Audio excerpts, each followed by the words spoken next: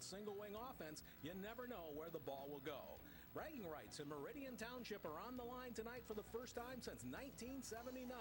It's the Hazlitt Vikings against the Okemos Chieftains live on the Vision, and it starts now. It's a cold and rainy October 19th, 2007, and if you like old school rivalries and full house backfields, then you've come to the right place. It's been almost 30 years. It's been almost 30 years since these two teams have seen each other, but one thing is clear. Both of these teams will do whatever it takes to beat each other. Okemos has made the crosstown trip to Hazlitt, and all the action will be brought to you live on the Vision 22. We're coming to you from Viking Stadium. Ladies and gentlemen, thanks for joining us. I'm Brandon Manson. With me, as my good friend and co-host, Tony Huff. And Tony, it's senior night at Hazlitt High School. What should we watch for in this game? Well, what we should watch for in this game is that Hazlitt, they need to get points in the end zone early. They need to make sure that they can get off to a fast run and make sure they do it well. If they start to, not get into the end zone, they're not going to be really, good in this game. And, that's a given every week. And also, they need to look at this week and not next week. I know that they just made the playoffs, but they have to make sure that they beat Okemos this week so that they have a better seed in the playoffs. That's very true, Tony. And I know home field advantage is a big deal in the playoffs, and Okemos definitely looking for a playoff berth here as well, and that'll be their first in quite a while, actually, and Hazlitt an impressive streak of 10 playoff appearances in a row, and this is going to be a big night for them. Two similar offenses together, and the last time they played a single wing was 1998 against Menominee, and they got throttled.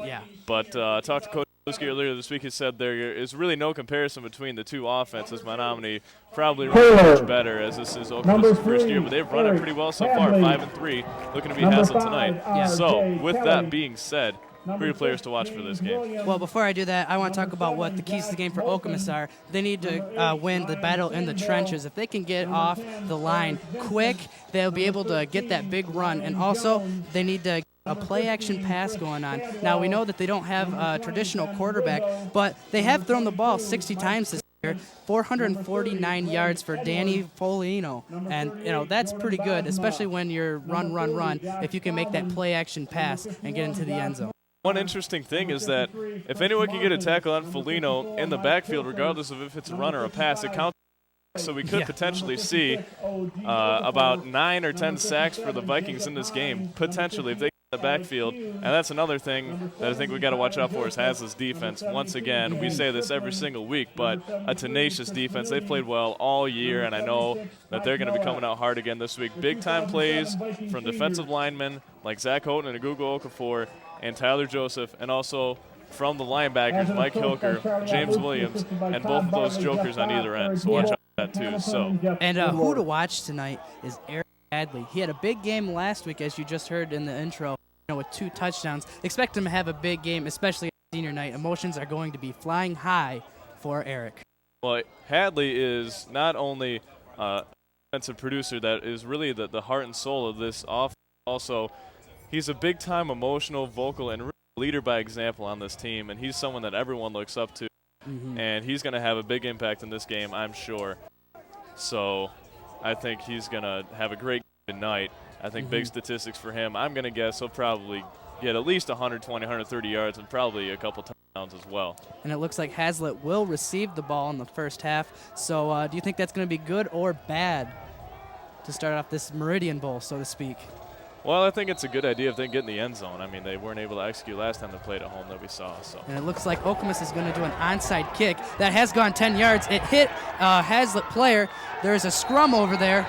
And let's see who got the ball. The preliminary indication is that Okemos recovered the fumble.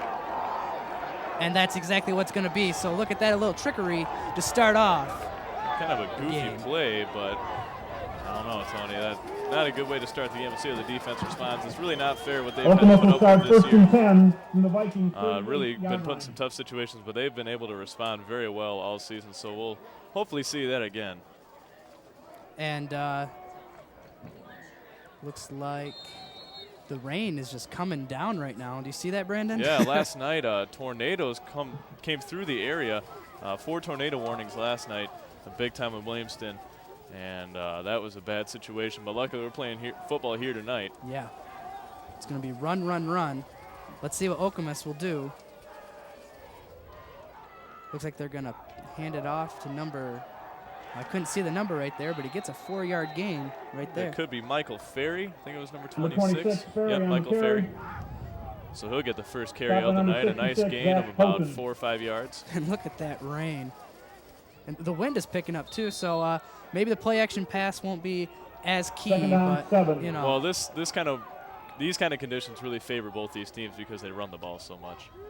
So here it is. Okemos is going to hand it off to number 15. He takes it straight up the middle, and that has a linebacking core stopped him right there. So that was a pretty good down. And that's your guy, Alex Hull, right there, the guy to watch. But yeah, good defensive play Alex there. Hull, the ball Trying to get through carrier. that big Hazlet defensive line, not letting it go that time. Second So by just number a gain 9, of 1 Brad yard. Arnett. Alex Hull has down, 126 5. carries on the year and also has 586 yards this season. He only has 4 touchdowns, and when you think of 586 yards, you think he's going to have more touchdowns. But I think he's more of a setup man than taking it to the barn. So Okemos going to go back into that funky offense, and it looks like this is going to be a pass, and it is, and it just slips through the hands of number 21, David Klingersmith, and so it's going to bring up 4th down, and that looks good for Hazlet. Yeah, good defensive stand once again. And let me point out something that happened on the last play. 2 players that stood out to me there.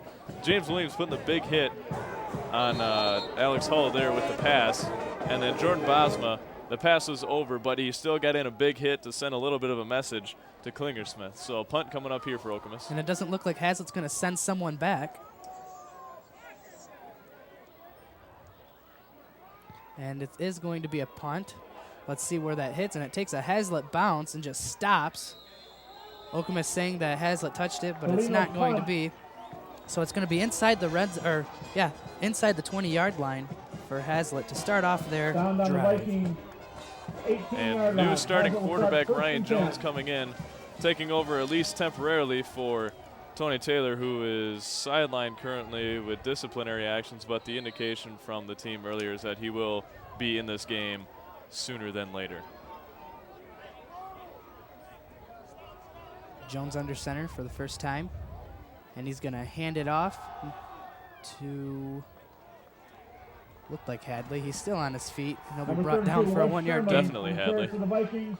Stopped by number 52, Corey Cook. You know, you always know when it's Eric Hadley when you see the initial contact and you don't get a whistle blown for the next 5.5 seconds. Second down, 8. 2-yard gain there. The rain's still coming down. See if that has any bearing on the game. Okemos putting a ton of people in that box. They're going to hand it straight up the middle to number 23, Luke Magnuson, and he breaks off a big run. He has a couple blockers upfield for him, and he's going to be dragged down from behind, and that's a Number big, 23, big Luke Magnuson first on the down. carry. He has really showed up to play this year. I am Stopped by so number impressed 21, David by Luke Klingersmith. Magnuson and the way that he stepped players up up and for really the matured Vikings. quickly in this First offense, down. and he's really been kind of a go-to guy. He's had a lot of big plays Ball this year. spotted at the Yeah, Hazlet Luke 44-yard Magnuson, line. he has 349 yards on the year. He's the second leading rusher for this Hazlet team, and guess what? He's only a junior. Yeah, he'll have a great season next year, I think. And there was some good upfield blocking there by tight end Mason Alexander as well. So first down coming up. Hazlet going to hand it straight up the middle again.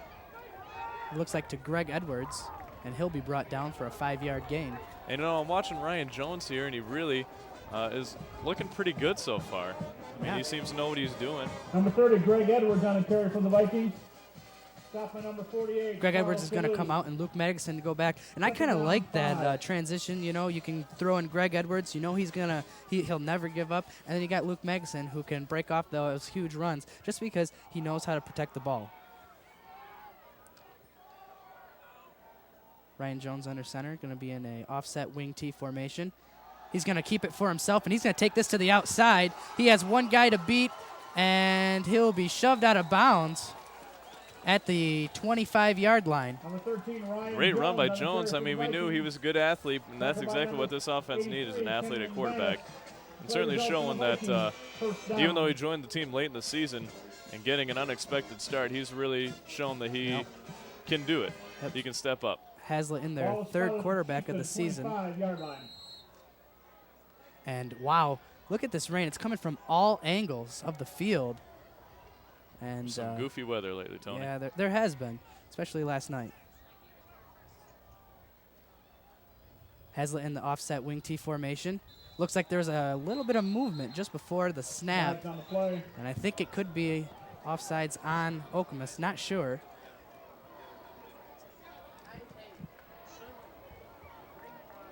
Yep, and that's exactly what it's going to be. Indication is offside, Okemos.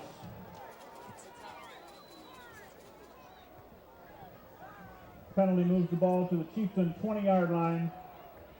And we'd like to welcome into the First booth down, Brian 5. Town, here to join us on our last broadcast as well. And we're happy to have you here, Brian. You did a great job stepping in for Tony a little bit during the DeWitt game, and welcome to the booth. Well, I hope I live up to your expectations there, Brandon, Tony. And this is some big shoes to fill. It was last week for Tony, but you guys are right about this weather. Brett Hewitt's down there struggling with my pants, too. Not the pants that I wore today, but. And Greg Edwards is going to take this up the field. He's been brought down at the 10-yard line. That's going to be a first down. For the Vikings. My point was that Brett's got some pants down there. If we can see him a little bit later on, he's trying to cover up our nice GL2 camera. So we are dedicated here at the Vision, that's for sure. I was wondering where you're going with that pants. Yeah, I should have stopped a long time ago with that, though, I think. It's all right. We all make mistakes in the beginning. Luke Magnuson is going to come in for Greg Edwards. 10-yard line, first and goal. First time Hazlitt down here.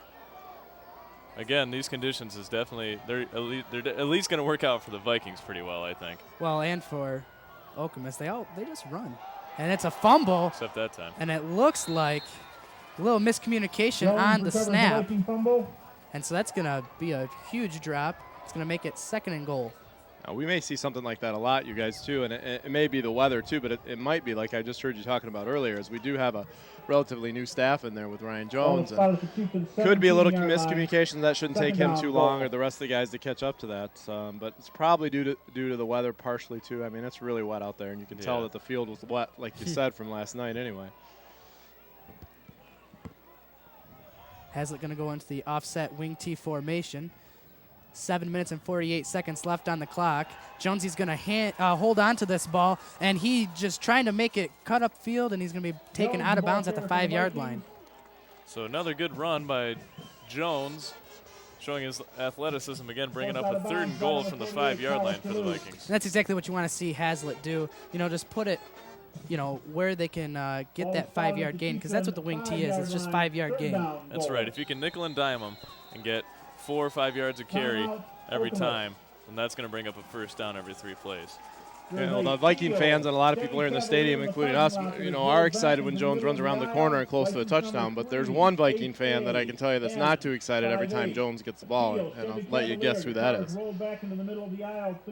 Who? Deb Jones, right, that mother. Because I talked to her the other day, and she is nervous because of his baseball scholarship. Yep. And because of just the sport itself being one that you could get injured on just one play. And so she said she is going to be nervous, biting her nails during the whole game. And so I'm sure that was a nail biter there. Well, I'm sure if the Vikings can put the ball into the end zone, I think they'll put Tony Taylor back in for the rest of the game, and she need not worry about her son injuring himself and putting himself out of contention with the baseball season. You know, one of the things that I was surprised, Tony and Brandon, is that Coach Otluski didn't ask one of you two to go out there and step it up, you know, in the quarterback spot. Yeah. Well, we were too. You know, we were expecting a phone call all week and it never came. Never came. Agent, no phone call? No. Third and goal from the 5-yard line for the Vikings. So Hazlitt, third down and goal. 7 minutes and 41 seconds left on the clock for this first quarter. Jones gets a good snap, hand it straight up to Eric Hadley, and it looks like he's going to be just shy of a touchdown.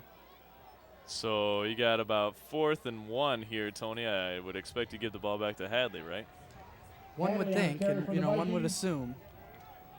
We have seen some interesting play calls as of late, but it doesn't seem like there's much question here. Looks like the rain kind of died down a little bit. 2-yard line, 4th and goal. Just in time for the Hazlitt Vikings. 4th down. And they are going to go for it. Jones under center. And he hands it straight up the middle. And it is a touchdown. No problem at all. Touchdown. Was there any question, Tony? No. Nope. Hadley, I believe that was Hadley, got the ball and just went straight up the middle. He's the only 6'2" running back they have, so. So well, Hazlitt 6-0, guys. Still a small score, but it doesn't look like the Vikings are having much trouble moving down the field with pretty much everyday plays. We saw this when they played against DeWitt. They struck fast and then just kind of didn't do anything throughout the rest of the game. So hopefully they can keep up the momentum that they have just gained on this first drive. And this will be just an extra point attempt here. And we'll hope to see the snap go down and the hold be good. The kick up through the uprights. Snap is down, kick is up and good. So 7-0 Tilton Hazlitt snap, Nelson with a with hold. Madison kick is 7:01 good. left in this first quarter. So a pretty well executed drive, taking a lot of time off the clock. Vikings And that's scoring Hazlitt drive, Viking covered football right 82 there. yards, Exactly how you're supposed to run that offense. Just pound it, pound it, pound it. And they ran it to perfection that time. Little quarterback sneaker around the corner, and I think that really helped this Hazlitt Vikings offense right there. You know, Ryan Jones got two big first downs for Hazlitt. Yeah, I mean, I'm impressed with what I've seen so far, but I don't expect to see him much in the rest of this game. I think they got what they needed out of him, and they're going to put Taylor back in. But you never know. I mean, if the quarterback playing that well, you know, it's kind of hard to take someone out like that. You know, you just wonder, too, that Jones hasn't played football really even at the varsity level, and it'd be interesting to see what if he would have came up through the ranks and knew the plays. And so, you know, it's one of those what if and a different situation, I think, at this time. But so far, it's worked out well for the Vikings. Yeah, for sure.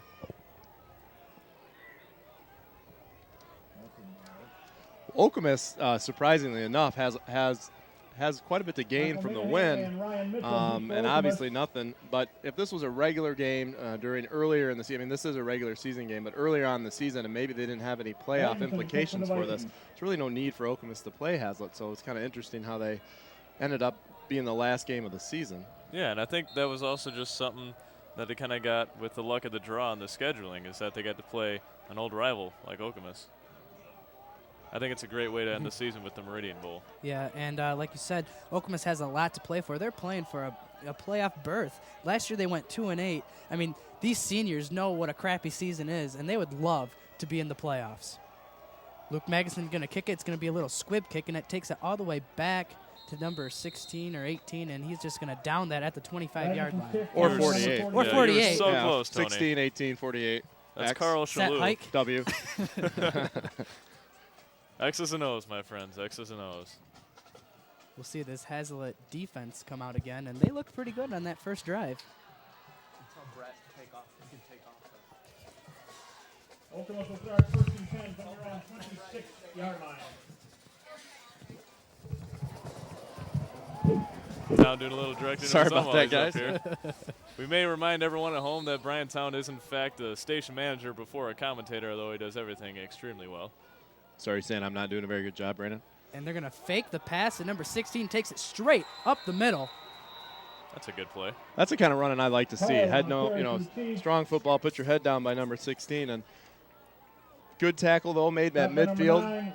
Brad Arnett at number 8. Yeah, that's 15, actually. Alex Hull, our player to watch for this game from Okemos. And Like we were saying, he's having a stellar season this year. yeah, direct snap offense, I think it's going to take a little adjustment. I mean, you can't do much with these kind of offenses on Scout-O. Yeah, I think the linebackers just need to pick a guy and stick with them. Tackle him no matter what.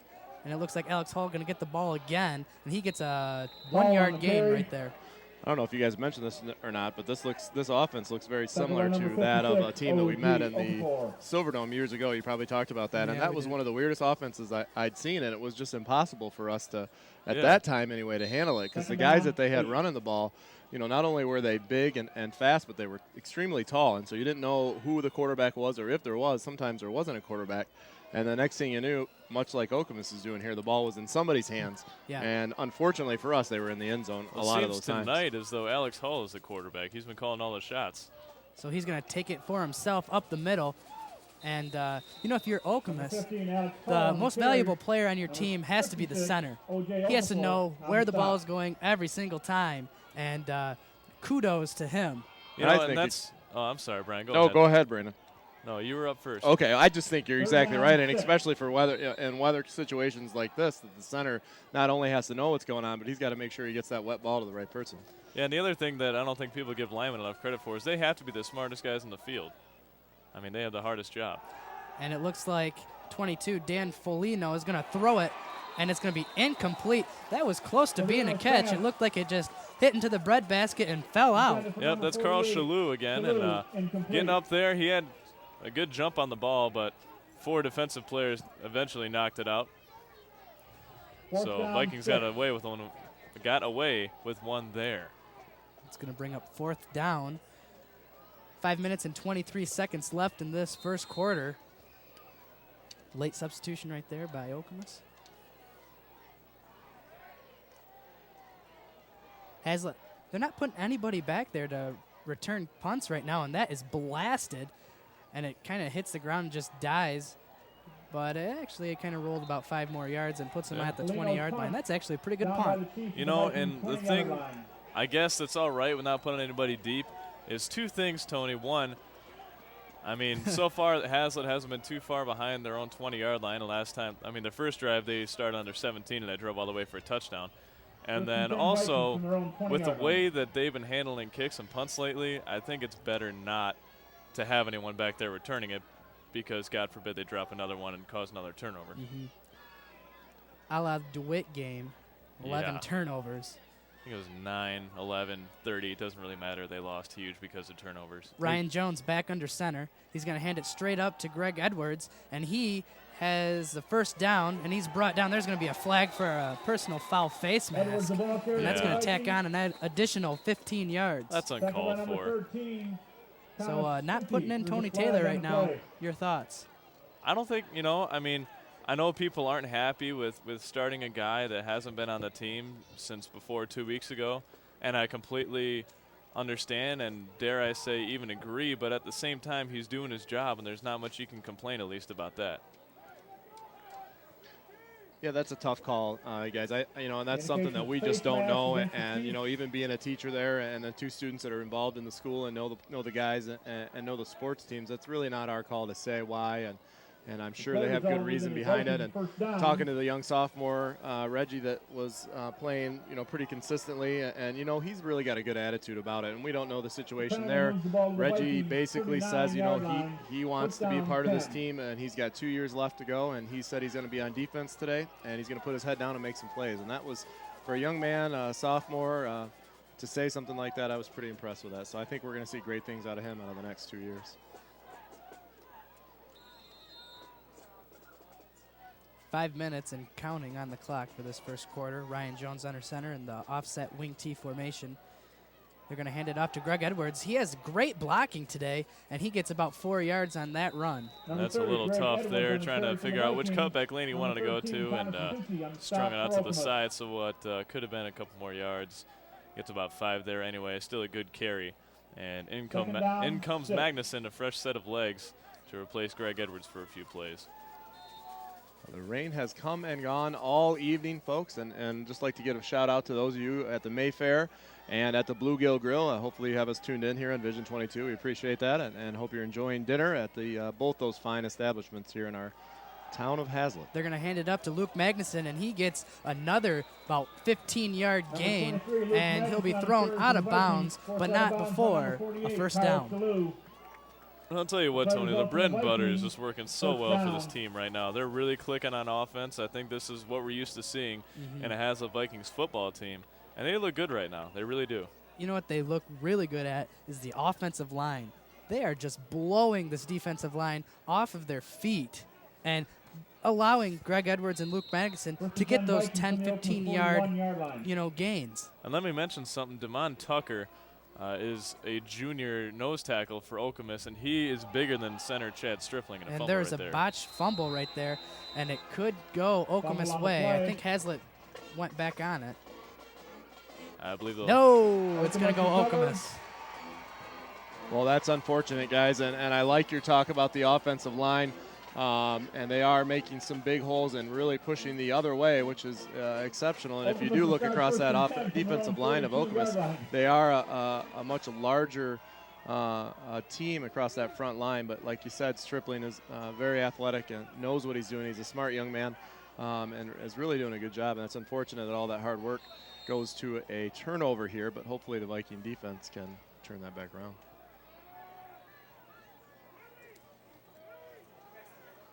So Okemos going to come out yet again. Let's see what this defense does. Number 22 going to take this to the outside.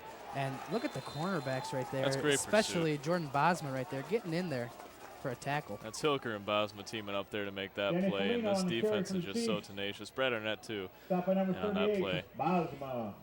This defense is pretty solid, you know. They're one of the most tenacious, and I don't want to say most feared, but I do at the same time. Most feared defenses in the area. I mean, they're a great defense, I would say. And mentioning defense on the Vikings, you got to mention number 66, Zach Houghton, doing a fine job there on the defensive line tonight. And it's going to go straight up the middle for about a 2-yard, 3-yard gain. And you mentioned Houghton just a second ago, and one thing that's happened to him all season since he showed up as about 30 pounds heavier this season, and he put on a ton of muscle and is a force on the inside. He's been drawing double and triple teams all season, and that's why he led the teams in tackles for the first 4 games, and since he's been drawing those double and triple teams, his statistics have gone down. I guess is really the way to put it. Well, they are double teaming him tonight, Brandon. That's a good point. And he did get down on that tackle, even though he was double teamed. He stood him up and did a good job. So it's got to be tough.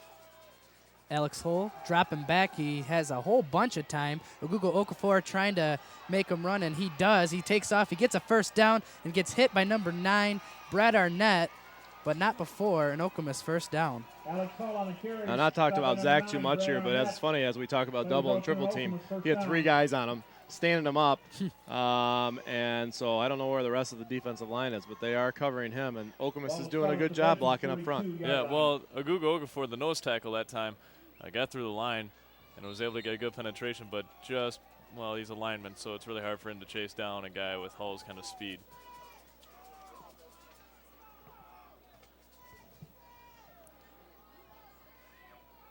Okemos back to Hull. He's going to fake the pass, and a lot of people bit, and he's going to take this up the field. Andrew Radke going to bring him down. That's another first down for Okemos, and they're playing this offense pretty well. Yeah, they really are, and they're getting good blocks up front, and they're making the defense bite, and they need to be a little more disciplined on the defense. But all the credit to the world to this Okemos offense. I mean, they're really embracing this new offense that they have and running it pretty well. And it's a nice thing to see there, though. You have those little sparks, too, even though they got quite a few yards on that. Andrew Radke made an excellent open field tackle, something that is hard to do when there's nobody else around you. Oh, and number 46, Carl Choyu, just gets blasted. And that's it. It's going to be a back-and-forth game with these offenses. And, with the Okemos offense and Hazlitt defense, I think whoever can make the bigger plays, they're going to win this game. Going to bring up 2nd down and 10, 1 minute and 50 seconds and counting on the clock for this first quarter. This will be a quick game, Tony. Run, run, run. That's the philosophy here at the Meridian Bowl. And it's going to be a botched snap. Ball still on the field. No indication yet. Okemos recovers around Okemos gets the ball back. So that's going to bring up 3rd down. Indication is 2nd down. Looks like the Hazlitt offense was already set to go out on the field, but they recovered it, but looks like it's going to go back to. From up here, that wasn't too close of a call. I mean, he fumbled the ball, but he got right back on top of it. I don't know what they're seeing on the side. We have a much better point of view from up here in the booth. Shouldn't it be 3rd down? 16. It is 3rd down and 16. Okay. The marker says 2. And they're going to hand And they this will off. switch it. Snap to Alex Hull. He sees a guy deep downfield. Andrew Radke right there, and he just misses an interception. Man, that was a pick 6 waiting to happen. Yeah, but that wasn't the best of passes either. No, that was an Aflac ball for sure. Kenyon Banis, the intended receiver. Reminiscent of 4th John down. Navarre. Those crazy Michigan quarterbacks. Oh, my goodness. Yeah. Jeez. Ryan Mallett, all those guys. Yeah. Chad Hennig, what a Hennig. joke. And great defensive penetration there. I mean, that was a great pass rush. I don't know, but Houghton was about to eat that guy. And looks And I like think he Okemos probably is going would. to. Oh, sorry. That's okay. Looks like Okemos is going to go for it. On 4th and just long. They see a guy. They're going to do a little running back screen. And he gets the first down. And there's a flag on the play. We'll see what that is. Well, for the Vikings' sake, that was a block in the back or a holding. I mean, also some really, really, really bad tackling. The tackle was by number 56. Yeah, that was a bunch of arm tackling. You know that's something that our defensive coaches are not going to be happy about. They practice that every day, I'm sure. And that's going to be an illegal block to the back. And it doesn't really matter what caliber team you're playing. If you don't execute the fundamentals, there's no reason for you to win a football game. Yeah, you're right, Brandon. Blocking, tackling, open field tackling, tackling with the shoulder pads, and you know, definitely trying to break through and move the other way on the offensive and defensive line, depending where you're on. You're absolutely right. And lest we forget, the biggest downfall of this Vikings team thus far has been turnovers.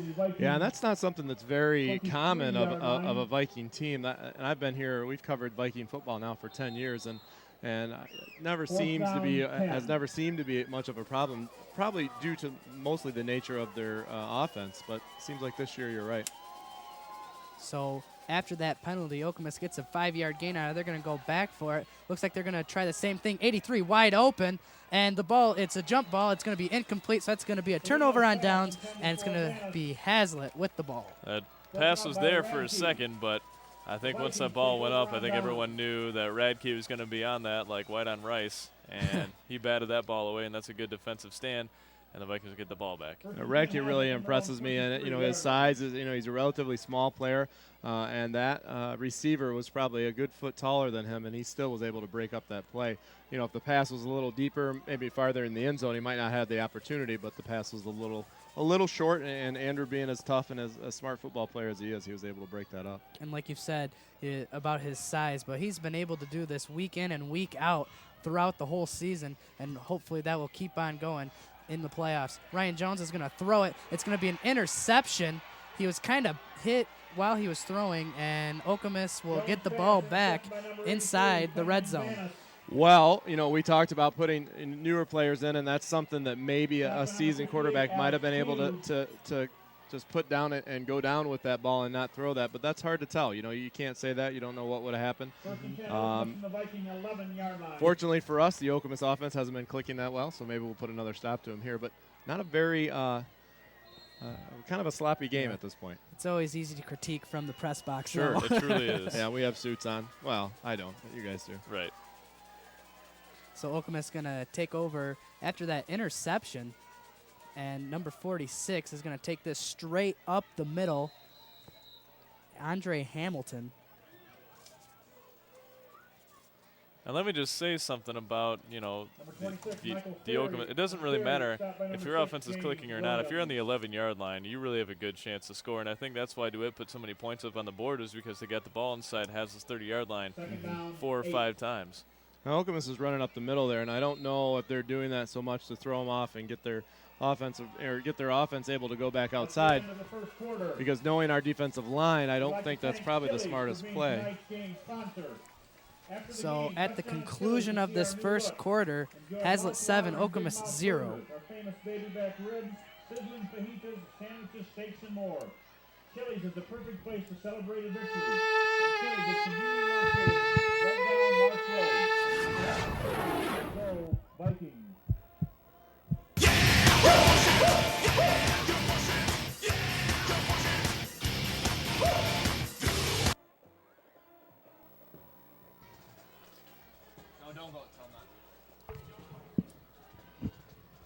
Well, it looks like we're back here. We had a little problem with our DVD player down there in the truck, and I'm just guessing that's what it was, but I'm sure our crew down there will have that solved for us. I do want to give a shout out to the people down that have been working so hard this season. You know, it's hard to believe that it's almost over, but a lot of people don't know that many of us here at the Vision, including you guys, are working on 16, 17-hour days to bring this football game to our community. We don't get an opportunity to go home after school. We got to get out here and set up. So I want to give a great shout out and a thanks for everybody that's here on our production crew, and we'll talk about them a lot more later. Second and 7, the ball on the 8-yard line. So Okemos could potentially get a first down right here. They're going to wait a little bit before they snap the ball off, and they finally do. It's given to number 46, Andre Hamilton, and he gets about a 5-yard gain. That's a great open field tackle by Andrew Radke and company. Andre Hamilton Cutting his on legs carry. out, and Got they got a number good 1, hit on Andrew him there, and Radke. they forcing a third down right now. This is kind of crucial for Okemos. I mean, potentially only 2 more downs to get inside the end zone. Third down, It's going to be 3. third down and 3 with the second quarter just starting. A lot of people in that box right there for Hazlitt. Okemos is going to hike this to Hull, and he's going to take that up the field, and he's going to be at the 1-yard line, so that's going to be a first down for Okemos And 4 plays to get into the end zone. from the 1-inch line. Yeah, folks, don't be surprised if they do put points up on the board, but not the fault of the defense, really. I mean, they allowed a grand total so far of 11 yards on this drive. Just the offense. And it looks like there's Making a going to be a mistake. measurement. And just so our folks home know, although it says first quarter on our graphics, it's technically second quarter. And I'm sure our wonderful graphics person, Andrew Izo, is going to take care of that for us. So thank you, Andrew. Andrew's really been Johnny on the spot all year. Now, with if Aaron Johnson was running graphics, it probably would have been second quarter. Aaron Johnson, one of the finest people we've had the privilege to work with. I agree. And I can't even think of anything that she doesn't know how to do. There's an advanced graphics program that we have that we'll get into later. And here, the Huffster Trivia question of the week. When was the last time that Hazlitt played against Okemos?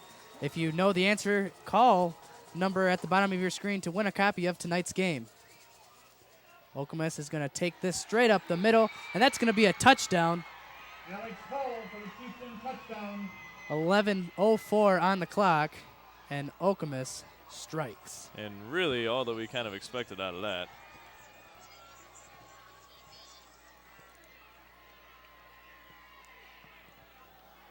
Yeah, that's all you expect, And I was gonna say before the plays there that our defense down there almost thrives on that kind of situation. But like you guys said, four plays from the 1-inch line, it's almost hard not to get. Right. We've seen it happen. Rarely. Yeah. Michigan football. Yeah, mainly. And here it's going to be a fake, and number 13 is going to take this to the outside. He is actually going to throw this. It's up for grabs, and Andrew Radke couldn't get to it, so that's 2 for Okemos.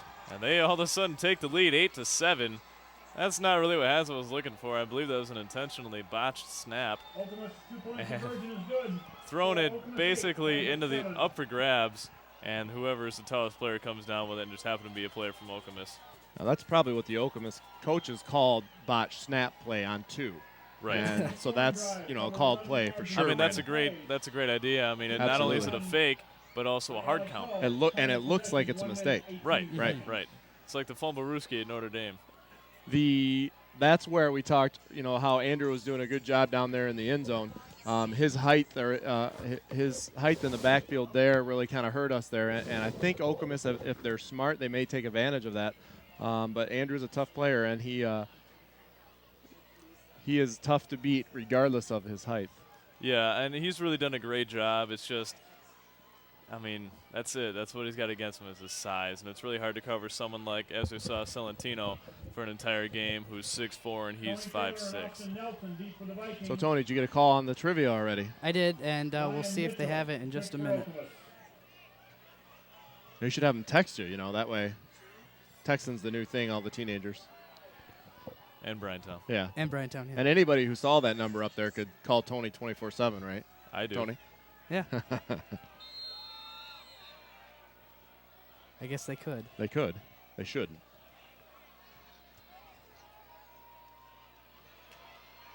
And R.J. Kelly going to take this one back to the 30-yard line. And if you call in for the Huffster Trivia question, I will forward you to the voicemail and just say what your answer is. It's really then- nothing personal, Yeah. folks. But But we're trying to commentate right now, so and then we'll check that at the halftime. And the winner gets a signed copy from Brandon Manson and Tony Huff, a signed copy of tonight's game. And Well, if they didn't want tonight's game, they could have any game that they wanted, I It's suppose. very true. Or any program, I guess. And then sell it on eBay for what? What's that going for now? About A the signed same copy? price as they bought it for. Oh, I'm okay. guessing. Ryan Jones still under center, going to hand it right off to Greg Edwards, and he is just muscling his way. He gets 7 yards, and I like what he has been doing all game. Yeah, and let me just say something there that I saw. That was great athleticism and balance by Greg Edwards. Took a hit and almost got knocked over, but, you know, he's so athletic that he was able to stay on his feet and get a pretty good run, 7 yards. It's a very decent gain. Hey, Greg's a smart player, you know, and he's a great student, and he also is able to stay on his feet. He's got a low center of gravity and able to work those legs of his and keep going, and so he's been doing a great job for the Vikings all night. Hazlitt in the offset wing T formation right now. They're going to hand it up to Luke Magnuson, and he gets a couple yards. He gets the first down and some, and look at that, just handing it off to the 4-back. I think they called the same play twice in a row, Tony. I think they did. But you know, if it's working for you, I'd do it again. Exactly. There's really no reason not to. Make them prove that they can stop it. Because if you can go off tackle or off center all game, why not? And you just need 3 yards per carry, and if you do that 4 times in a row, why not get 4 and just do it 3 and not have to worry about the 4th down conversion? well, you know, because make the game a little more interesting, Brandon. Right, you teach TV, not math. That's I know. true. That's true. Going to hand it off to Greg Edwards. Good defensive play there. Yeah, Greg Edwards again. That's going to be brought down, and showing that they need to stop the 4-back. Tyquan Saxon there on the tackle.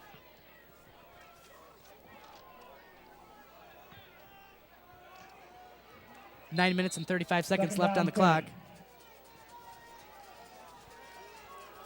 You're right about the speed of this game compared to the last game. If you remember the last home game we had, it seemed like it took quite a while to get through that game. I think it was also because of other reasons besides the fact that DeWitt passed a lot. They hand it off to Hadley, and he's going to be stopped by this defensive line that just took over the offensive line right there. I don't know if you saw. Yeah, well, that was the classic grab him by the ankles and God help me. Is that what that's called? That's really what that defensive play is called. That's a long defensive play. I know. It's a mouthful. I know. That's why we have a play clock. That way you have time to get that play called. But that's really what that was. He grabbed him by the ankles and hoped that the rest of his defense was there, because if not, Eric Hadley was going to punch him in the face until he let him go. Oh, my. As they're going back into the wing T formation, 3rd down and a country mile, and it looks like Coach O might take a timeout right here. You know, one thing we could tell our audience at home too, guys, if they were annoyed by the commentating that's going on right now, there's a button on the remote that's called mute. But you know, that could just be taking my headset out of the mix here and letting you guys have at it. You know, you haven't been the one that's been making the stupid comments all the last 3 years, Tom. That's true. That's true. That was that other commentator we had. Brandon Manson. That was him. That was him. Yeah. There's also Alex Wagner.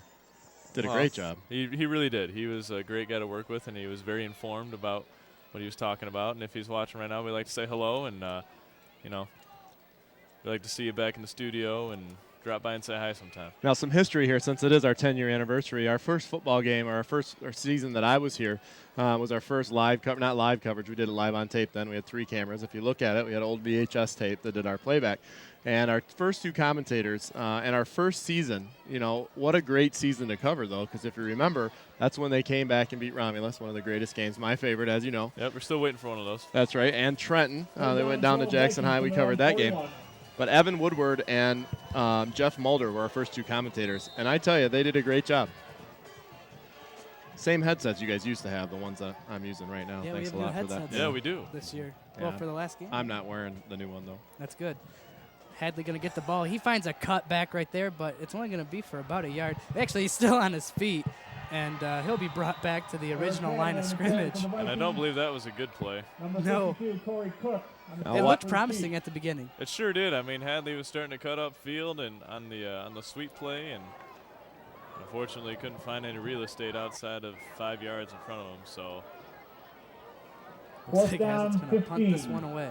Now, why that last play, guys, brought Okemos up by 1, I think it did something a little more than that, and maybe gave Okemos a little momentum here to see that they actually had an opportunity in this game to do pretty well. And they're in the lead right now. And Tony Taylor going to punt this ball. It's end over end. A fair catch has been made, except for he doesn't catch it. That's kind of what you need to do in a fair catch situation. But nevertheless, that's all the fair almost catch it. Yeah. See, I'm not even going to make up a rule here. I'm just going to say that if you call a fair catch, it keeps the defensive players away from hitting you, and that will allow the ball to roll safely away from you. if you decide not to catch it. Well, it didn't seem but for me, and I think Tony too, it didn't really seem like he had any reason to call that fair catch at the time. But maybe that's what they're trying to do, just because the ball could still be slippery and they don't want to risk dropping it down there close to the Hazlitt end going zone. as far as not even putting a guy back there to even catch those footballs. They haven't lost a punt yet, though, have they? They have not, as Okemos takes over at the 20-yard line. And there's going to be a flag. Looks like it's going to be illegal motion on Okemos. So I guess similar mistakes made by both teams that we've seen. Okemos making some mental mistakes right there. An illegal shift, and on defense, the encroachment. And Hazlitt making similar penalties all year that's been plaguing them. So far, pretty disciplined, back though. to the 17-yard line. If you could look down here on the sideline there, fellas, and some of your audience at home, you're going to see quite a few Viking players down there. And that's not just the varsity now. The whole JV team is up, and that is because Okemos doesn't actually have a JV team. And that's a little surprising coming from a big school like that. And it really makes you think that what's that going to leave them for next year? Right. I mean, they really have to play like they're freshmen. And they're going to hand it to Alex Hull, and he gets a couple yards. And going back on how big their program is, they do have a lot of people at the freshman level. So, I mean, to say they don't have the numbers, I mean, they do, but it's just at the freshman level. Yeah, I mean, they had 11 sophomores, and that's definitely not enough to play on a JV team. I mean, if you did, you'd have a very, very tired and worn-out JV team. That's about what we had Jackson Northwest on the varsity. 15.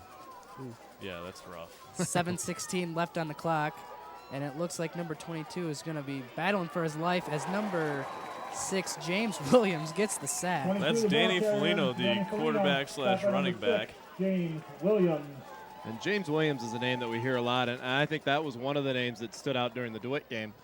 Seems like that young man was really doing everything that he could on defense to make a stop, and he's really turned into an athletic player for the Vikings this year. It's so hard to figure out just one leader on this defense, but if I had to, generally it's always the linebackers on the defense, and James certainly leads this defense with his attitude. He's always positive. He's smart. He knows what to do, and he's really stepped up this year, and he's played some great football. Yep, that's good to see him playing so hard this year. 6:30, third and a country mile for Okemos, as Hull's going to fake the pass, and he's going to get a couple blockers upfield, and he's only going to get about 7-8 yards on that, but it's going to be shy. That was a good-sized hit there by a couple of Vikings. I think that was Nelson and Okafor on that one. Brad Arnett there, one of the joker position players. He's been doing a good job, too. Yeah, he sure has. That's basically my fourth hour. All those guys are in my fourth hour. Pretty much half the Viking team, I think, is my fourth hour. I think you do have the entire team in all of your classes. I think I do. And Austin Nelson back there to retrieve the kick, but it's going to be punted out of bounds at about the 45-yard line. So good field position for this Hazlitt team. We'll see if they can respond here, Tony, and see if they can put some points up on the board. I know they'd like to get back in the lead. Yep. And Okemos gets the ball at the second half, so you definitely want to put up points right now. For sure. And with 5:45 left to go in the half, Hazlitt down 8-7. That's definitely something they want to do, like work that clock and just keep running the way they've been running. And Tony Taylor will come back at quarterback. Ooh. And Tony, I'm going to let you take over here. Hazlitt in the offset wing T formation. And they will hand it. Tony Taylor will hold on to the ball, but it's stripped from behind. And I think Okemos got on the ball right there, and just another turnover for Hazlitt at Hazlitt's own backyard. I don't know if there's anything. I mean, there's lots of things, I guess, that are more frustrating. But as a coach, seeing your kids drop the ball. I mean, even tonight, did it rain? Is the field wet? But, it's not raining right now, and that's just something that as a coach you get real frustrated by. And it's hard for a team when your offense is doing the job, the defense is holding them, and then all of a sudden you're giving it back to them a lot. Makes your defense tired. Yeah. Well, Hazlitt fortunate right there. They landed right back on that fumble, so it's going to bring up 2nd down and 10, 5 minutes and 3 seconds left on the clock. They're going to hand it up to Luke Magnuson, and he has a whole bunch of room to run, and he gets about 7 yards on that carry. On the carry for the Vikings. Stopped by Shalou and Suki. Ball was spotted at the Okemos So third down 49 coming up yard now, line. Tony, and Third down. got 4. lucky with a fumble there and a good run by Magnuson. I would give it back to him again. I mean, Magnuson and Edwards have been really getting those yards right now, especially in third down situations. Tony Taylor under center, and he's going to hand it up to Greg Edwards. He's going to take this. He has a first down, and there you go. I called it right there.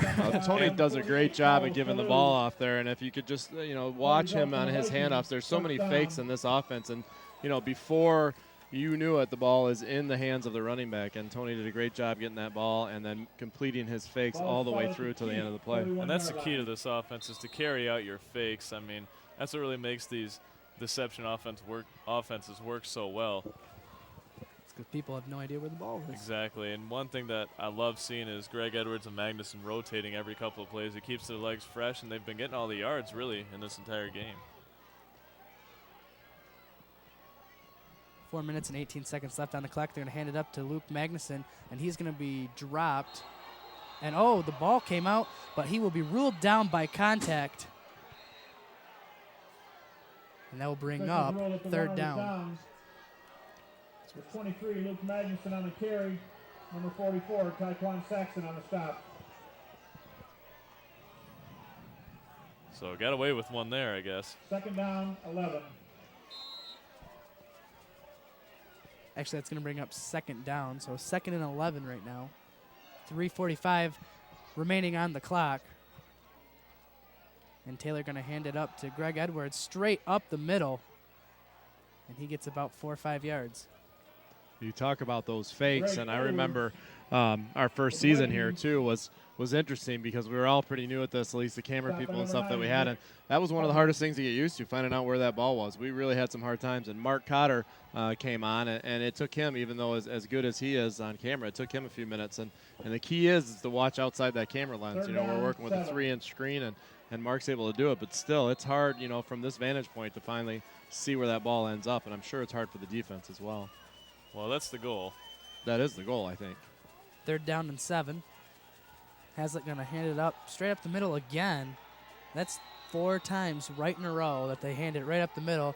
Almost the Okemos team knowing exactly what they're going to do. Well, the teams have been successful in stopping us like that, and to stop that wing T is what you do is you just throw everybody on everybody, and you really cram it up the middle, and you just tackle everybody you possibly can. And teams that are aware of that and can break that defense or can break that offense, do very well at that. And if they can keep doing that and just pushing forward on the defensive front, they're not going to have too much trouble with this offense. But Hazlitt needs to break it out a little bit. I agree with you there, Tony. Right here, right now, they're coming out in the spread. Could be a punt. We see Tony Taylor punt on spread formation all the time. And he's going to drop back looking like a throw. He has R.J. Kelly open, and it's going to be tipped by number 13, and that's going to be turnover on downs with 2 minutes and 2 seconds left in this first half. So Hazlitt not quite executing the way they would like to, and that'll be a disappointment. 8-7 score so far. And just not quite what they wanted to do there. But I like the play call right there, going for it on 4th down, throwing it to R.J. Kelly. I think that's more of a 2nd down play than it is a 4th down play, because if you don't convert it right there, then you can, if you don't convert it on 2nd down, then you have 2 more downs if you're going to go for it on 4th. Right. To throw it to give it to Greg Edwards and Luke Magnuson. And I agree that that's 4-down territory there, and you have to go for it either way no matter what you do. 2:02 left on the clock. Okemos is going to take it over at the 37-yard line. Alex Hull going to stretch this to the outside, and number 58 just tries to wrap him up, but he will be brought down by a slew of Vikings at the original line of scrimmage. All right, Brandon, Tony, with time left here on the clock, you guys have watched Viking football for a long time and really been into it. What are the Vikings going to do at halftime, and how are they going to change things around in this second half? Well, let me answer this one first. I mean, from what I know, let me get back to it after this play. 2nd down and 9, 1 minute and 30 seconds left on the clock, and they're going to hand this straight up the middle. That's going to bring up 3rd down.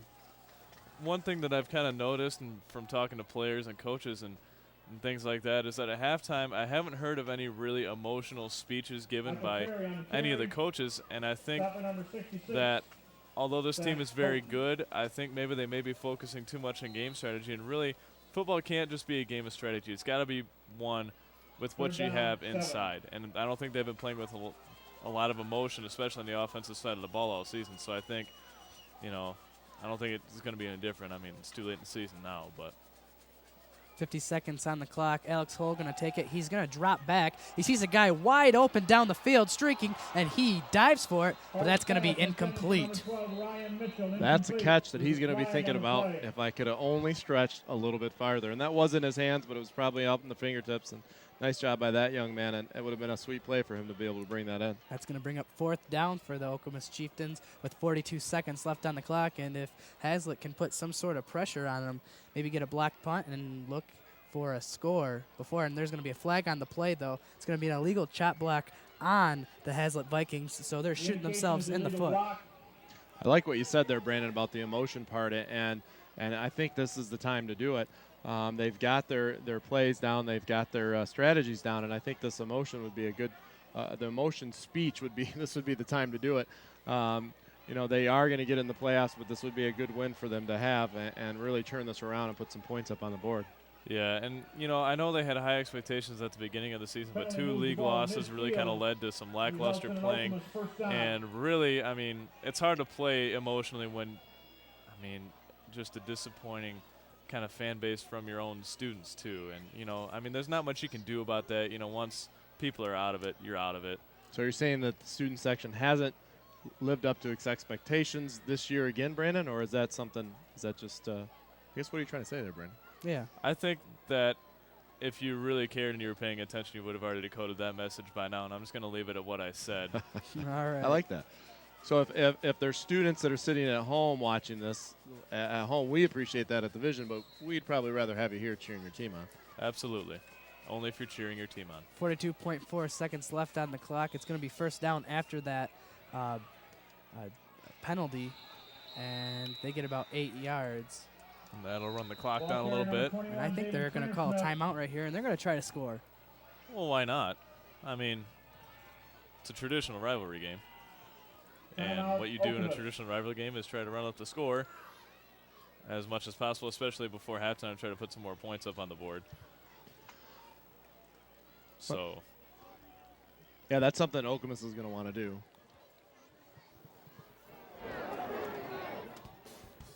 I can't, yeah. You guys just... In an ever-changing society, what is the role of high school sports? The MHSAA wants you to take part in a survey that asks that very question. Have Your Say, the high school sports opinion poll, is open to everyone and takes about 10 minutes to complete. To participate, go to mhsaa.com/haveyoursay and tell us what you think. You see that girl throw a fireball there, Brandon? that was nuts. That's great. I didn't know that was legal. I didn't even know you could do that in high school. But Mariah Crafts can do that. Well, yeah, that's true. Now, those commercials that you see, and that's a beautiful shot by our camera crew down there. Thanks a lot for that, guys. And Chris Sherman down there in the booth just doing a great job tonight. But those PSAs that you're seeing tonight and also that fantastic open was done by John Johnson himself. The Director of Communications from the MHSAA. That's right. Excuse me, I've always wanted to say that on the air. He is a great guy, and his daughter, Erin Johnson, has worked with us for a long time, and John has just been a big supporter of the Vision and Hazlitt Sports. So thanks, John, and everybody at the MHSAA. They do a great job over there. Alex Hill going to fake the pass, and he's going to get the 1st down. And there's 27.5 seconds left on the clock. Okemos has 1 timeout left. I think they'll just go into the hurry up offense right here, because the clock does stop when the chains move. With that being said, Okemos, see if they're going to throw a Hail Mary right here. And Alex Hill going to drop back. He sees a guy open, it looks like, number 83, but he just overthrows him. That's going to be an incomplete pass. Kenyon Banis, the intended receiver on the play. And I think we're seeing a lot more of this Okemos team than we had expected to see. We knew they were a good team, but at the same time, they play in the CAAC Blue Division, which is considered to be Division I, and that has teams like Holt and Everett and East Lansing, which are their 3 losses on the season. And those are all great teams, and Okemos is a very good team. I just think they, with their school size, they kind of drew a pretty tough league to play in, and they're showing Hazlitt right now what they're made of and that they are a real contender. They're playing the best of the best, in their conference, and they're showing, throughout the season that they can play. A 2-8 season is long gone. They're 5-3 and looking for a playoff bid. As Daly Felino is going to throw this, and that's a tight spiral, and it looked like number 12 could have got it, but it's going to be incomplete pass, and that's going to bring up 8.5 seconds on the clock and a third down. And who else on the pass coverage than Andrew Radke? He's all over the place. He's been at every single, big pass. That's something that we ought to maybe get, in our system downstairs, where it's just an automatic that says Andrew Radke, because usually if the play is the ball's thrown deep, if you're outside of 15 yards from the line of scrimmage, there's a good chance Andrew Radke's in the area. Danny Felino going to fake the pass, and he's going to take this to the outside. There's 4 seconds remaining. He tries to get out of bounds, and he won't. And they're going to call a timeout with 0.1 seconds on the clock. And you talk about timing. I think they're actually going to put us a little bit more time on the clock, but maybe not. It looks like they did blow the whistle around 2 point something seconds, but maybe they won't. It's at 0.1 right now, Tony, like you said, but I don't know if they'll put any time back on the clock or not. I don't think so. I mean, if you have less than 3 seconds left, there's no way you can get more than one play off anyway. So they'll get their final shot at the end zone on 4th down, and if they convert it, good for them. If they don't, well, head over to the locker room or wherever they're going to be for halftime and figure out your strategy for the second half and get your team fired up to go play another half of football. We're going to be out of here by about 8:30, I think. Well, looks like we're going to, during this timeout, take a quick look at a Vision commercial here by our staff down in the truck. And with that, we'll be right back with the last play of the first half.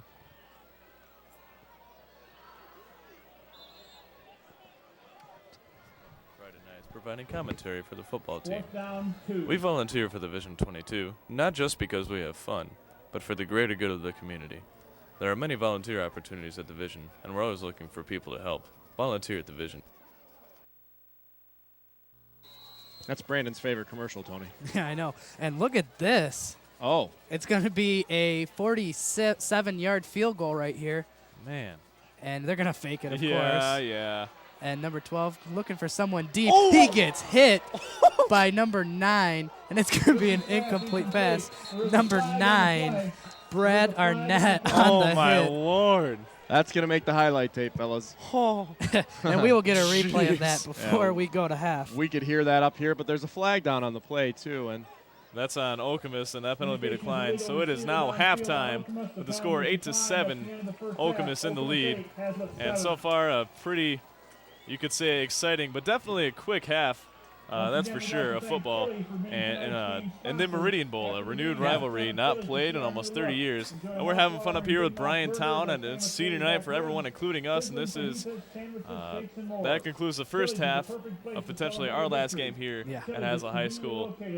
And, Tony, what do you expect to see in the second half? I expect to see Hazlitt with more blitz packages. I think they need to put some more pressure on the Okemos team, because right now Okemos is passing the ball almost every single time. They need to make sure that they make them one-dimensional, so they need to get some sacks. They're giving them a lot of time. Now, the secondary is playing very well, so I mean, I don't want to badmouth the Hazlitt secondary because they're playing absolutely awesome. I don't think there has been a big, a big play not through for the a air, pass. no. Not through the air. But I will say that Radke was only beaten once on that two-point conversion. Nothing much he could do about that. It was thrown up for grabs, and if you're 5'6" against a guy that's 6'2", there's not much chance you're going to win that one. Brian, what do you think is going to happen in the second half? Well, I don't know. I hope what you said earlier, Brandon, I thought that was a good point. I hope that they do get fired up. Okemos is playing good, but I really don't think that Hazlitt is playing anywhere near its potential, nor, besides the DeWitt game, I guess. But, I don't really think that you're seeing the same team out there. I think that Hazlitt can handle this team. It's a good thing that we have Andrew Radke's out there and those people that are making the plays out there tonight. I think if they just get it together, run their offense like they know how to run it, Brandon, and also stop making silly mistakes. And primarily we're talking about the turnovers. And I think once they do that, those turnovers, we can get rid of that. And if you know the Huffster Trivia question of the week, you still have some time to call in and see if you can win the copy of tonight's game. When was the last time Hazlitt played played against Okemos. We will find that out when we come back. Now they will sign this copy too. Yeah, we'll sign it. Tony Huff and Brandon Manson, and maybe we could sell that. And with that, folks, we're going to wrap up the first half of coverage, at least from the booth. We're going to go down to the band, and we'd like to thank you for joining us live on the Vision. We'll be back in 15 minutes with the rest of Hazlitt v. Okemos.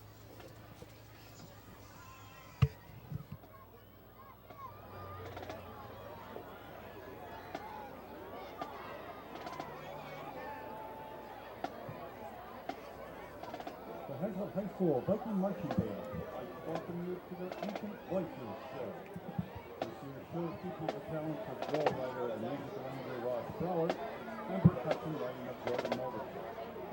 This year's theme is Ancient Voices, with the music from Nibarana, Hawaiian War Chant, and music from the movie 300. This year's filmmakers are Emma Brock and Nevena Parapara.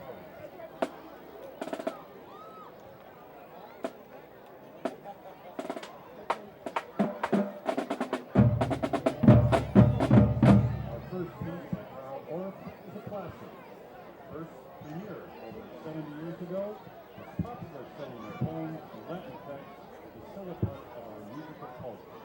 We hope you enjoy this mysterious and dark rendition of Old Fort Cree.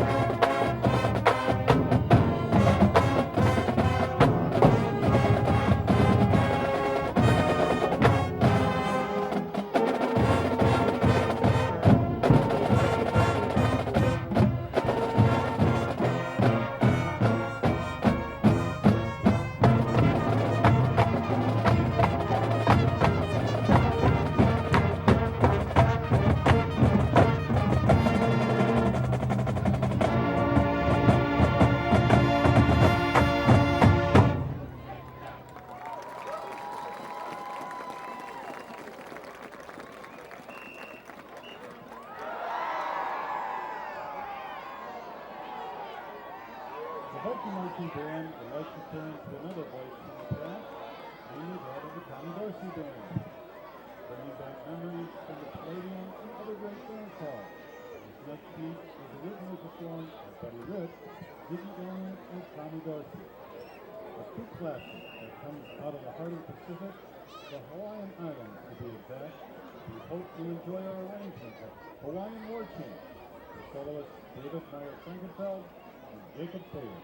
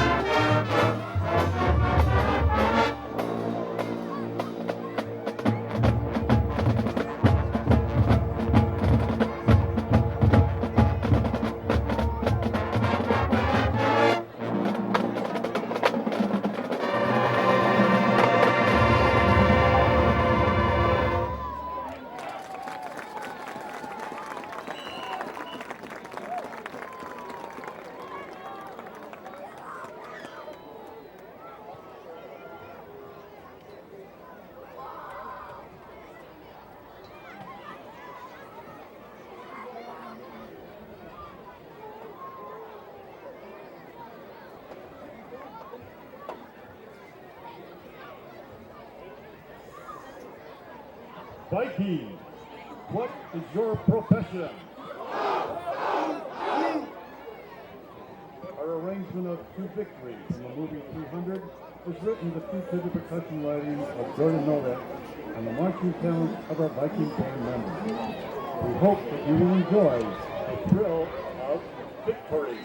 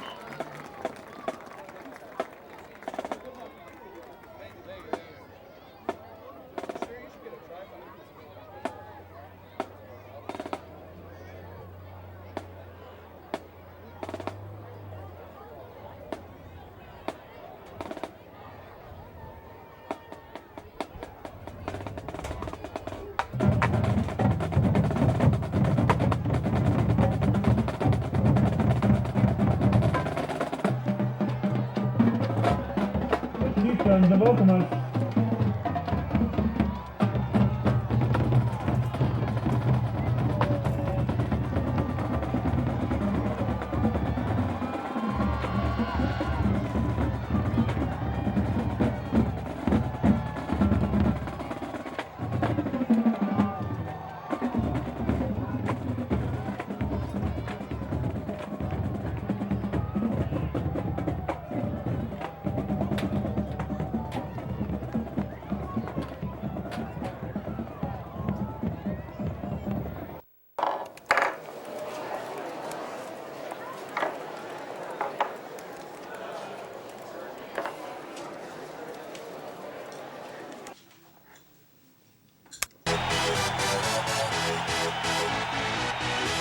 Standing at 6'3", all world, the man of the hour, the power of tower, too sweet to be sour, Jared Hetland!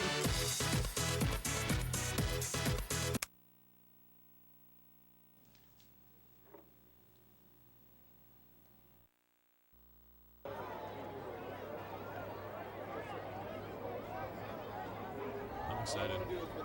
I mean, I know we need to play better, but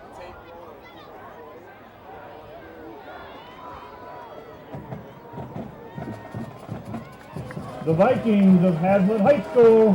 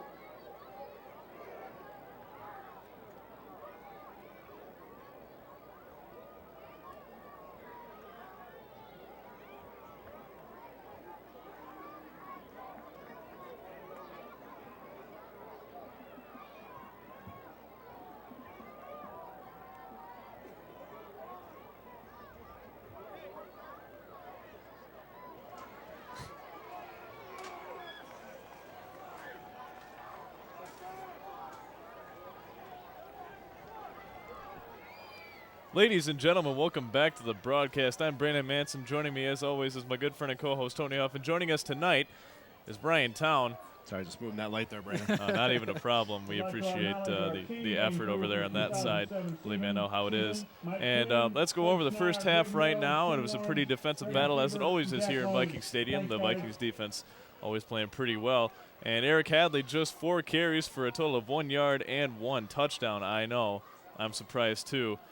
Tony Taylor, 1 carry for nothing. And Edwards and Magnuson, the tag team fullback type in this offense, going for 91 yards so far. And that's been a real key to get this offense moving. However, they haven't been able to capitalize on good field position. and they need to put points up on the board in the second half. Tony, what do they need to do? I think that they need to do a little more passing. The rain is gone, so I think that the slippery ball will not be in effect for the second half. They threw the ball up once, and R.J. Kelly, I think they need to utilize him just a little bit more. They haven't done that all season, but I think that if they do that right now, they'll give him just a different, just something, a different angle. It'll be a new weapon for them to go to. That's like you said, too. We were talking about earlier how they ran that ball up the middle a few times, and I think Okemos has got that covered, and I think they really do need to spread it out a little bit, use those weapons all over the field. I think defense is doing a good job. I think if the offense can get it going and also stop making turnovers, I think we're going to be all set. And another thing, Alex Hull on Okemos, number 15, 12 carries for 80 yards and a touchdown. So he's definitely been a factor in this game. And the defense is going to want to watch out for him, really just going up the middle. And we're about ready to start the second half as Hazlitt lines up for the kickoff. Tony, take it over. Well, Luke Magson going to kick this ball, and it's going to be a squib kick. And Okemos is going to touch the ball, but they will recover it, and it's going to be at about the 30-yard line. And one of the things we'll see right away, Brandon, is I think if you can see this defense fired up and also get the ball right back and then Hazlitt can get a score there, we'll know if that emotional talk that you spoke of earlier happened at halftime or not. And another thing, I don't think you can depend on the coaches solely to get the players fired up. It really has to happen inside the players. They have to believe in what they're doing. And hopefully they're doing that right now. And I know that this defense is a very solid core, and they play very well together. And they're very self-motivated, and I think they're going to come out and play harder. Okemos having the ball. They're going to throw it to number 26, Michael Ferry. Michael Ferry on the carry. And he Stopped will by be number stopped for 70, nothing. The T.J. defense did Joseph. exactly what they needed to do there.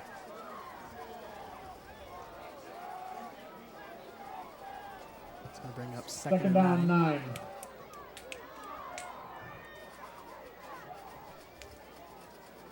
Oh, Brandon, the weather, and Tony can see too, like you said, the weather has turned out to be perfect for us. A nice cool night here in Hazlitt, Michigan. It's a beautiful night for football. It's been a great fall so far. Rather warm for football, but I bet the players are not complaining about that tonight. Alex Hull going to take this straight up the middle. He gets about 5 yards on that carry. Going to bring up a third down.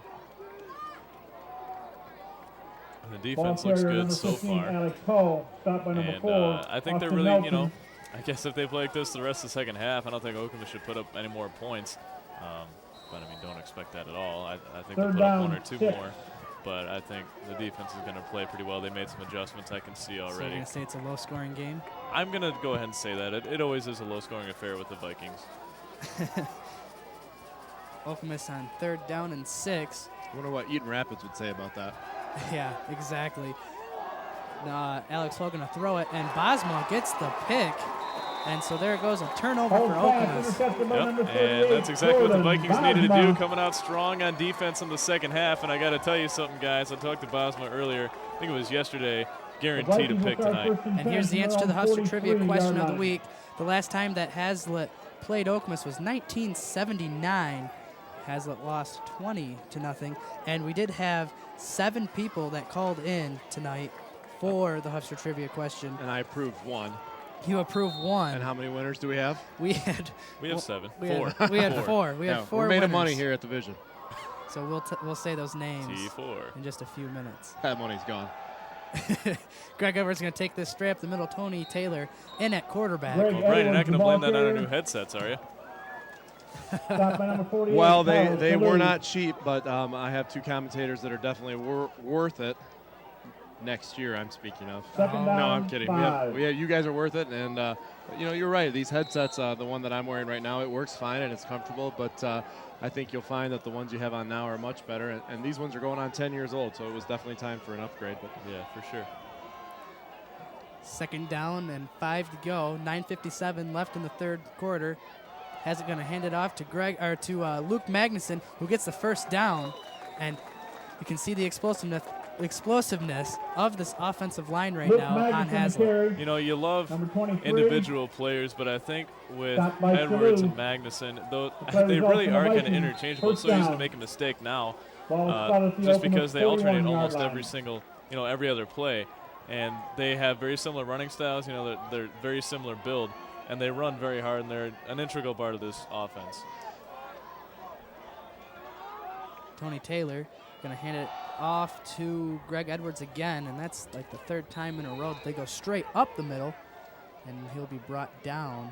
Not even for a game. Number 30, Greg Edwards, the ball carrier. Greg is definitely getting his fair share of hits tonight. I've been watching him just these last few plays, and either when he has the ball or when he does not have the ball, that young man is getting hit tonight, and he pops right back up so far. But I bet you he'll be sore tomorrow and definitely through the weekend. But that's another thing, too, about the wing tee offense is you're going to get hit if you're in that backfield, whether you have the ball or not. And that's the idea. You got to be tough to be able to play in this offense. 2nd down and 9. Wes Sherman and Luke Magnuson check in for the game. And it looks like there's a fumble and just some miscommunication up front. I'm not sure what's been going on, but it seems the majority of the fumbles have come with Tony Taylor under center. And I'm not sure if that has anything to do with the hand surgery, but that's a pretty distant memory now. I mean, he should be fully recovered, and that shouldn't be happening anymore. That brings up a 3rd down. It doesn't matter if it's first, second, or third string. It seems like fumbles have been happening with Hazlitt this year. It's a strange phenomenon. And it really didn't happen until the DeWitt game that we started seeing the fumbles. Yeah, I'm not sure where they came from. Kind of came out of nowhere. 3rd and 15 right now after that fumble. They're going to hand it off to Greg Edwards straight up the middle. I'm not sure about that play call, Tony. It looks very similar to the ones that we were talking about right there in that second. Sort of the same area and going right up the middle. You know, we talk about how that seems a little repetitive, but all of us have seen over these last few years that we've been watching it, where all of a sudden somebody does come out of the middle and then they're in the end zone. Yeah. Mike LaRosa last year had a plethora of just big runs. And so do Magnuson and Edwards both. I can't bring myself to agree with every single 3rd and 15 running the ball up the middle. It just doesn't make sense. Need to open the playbook just a little bit, because right now you're down 8-7 against Okemos.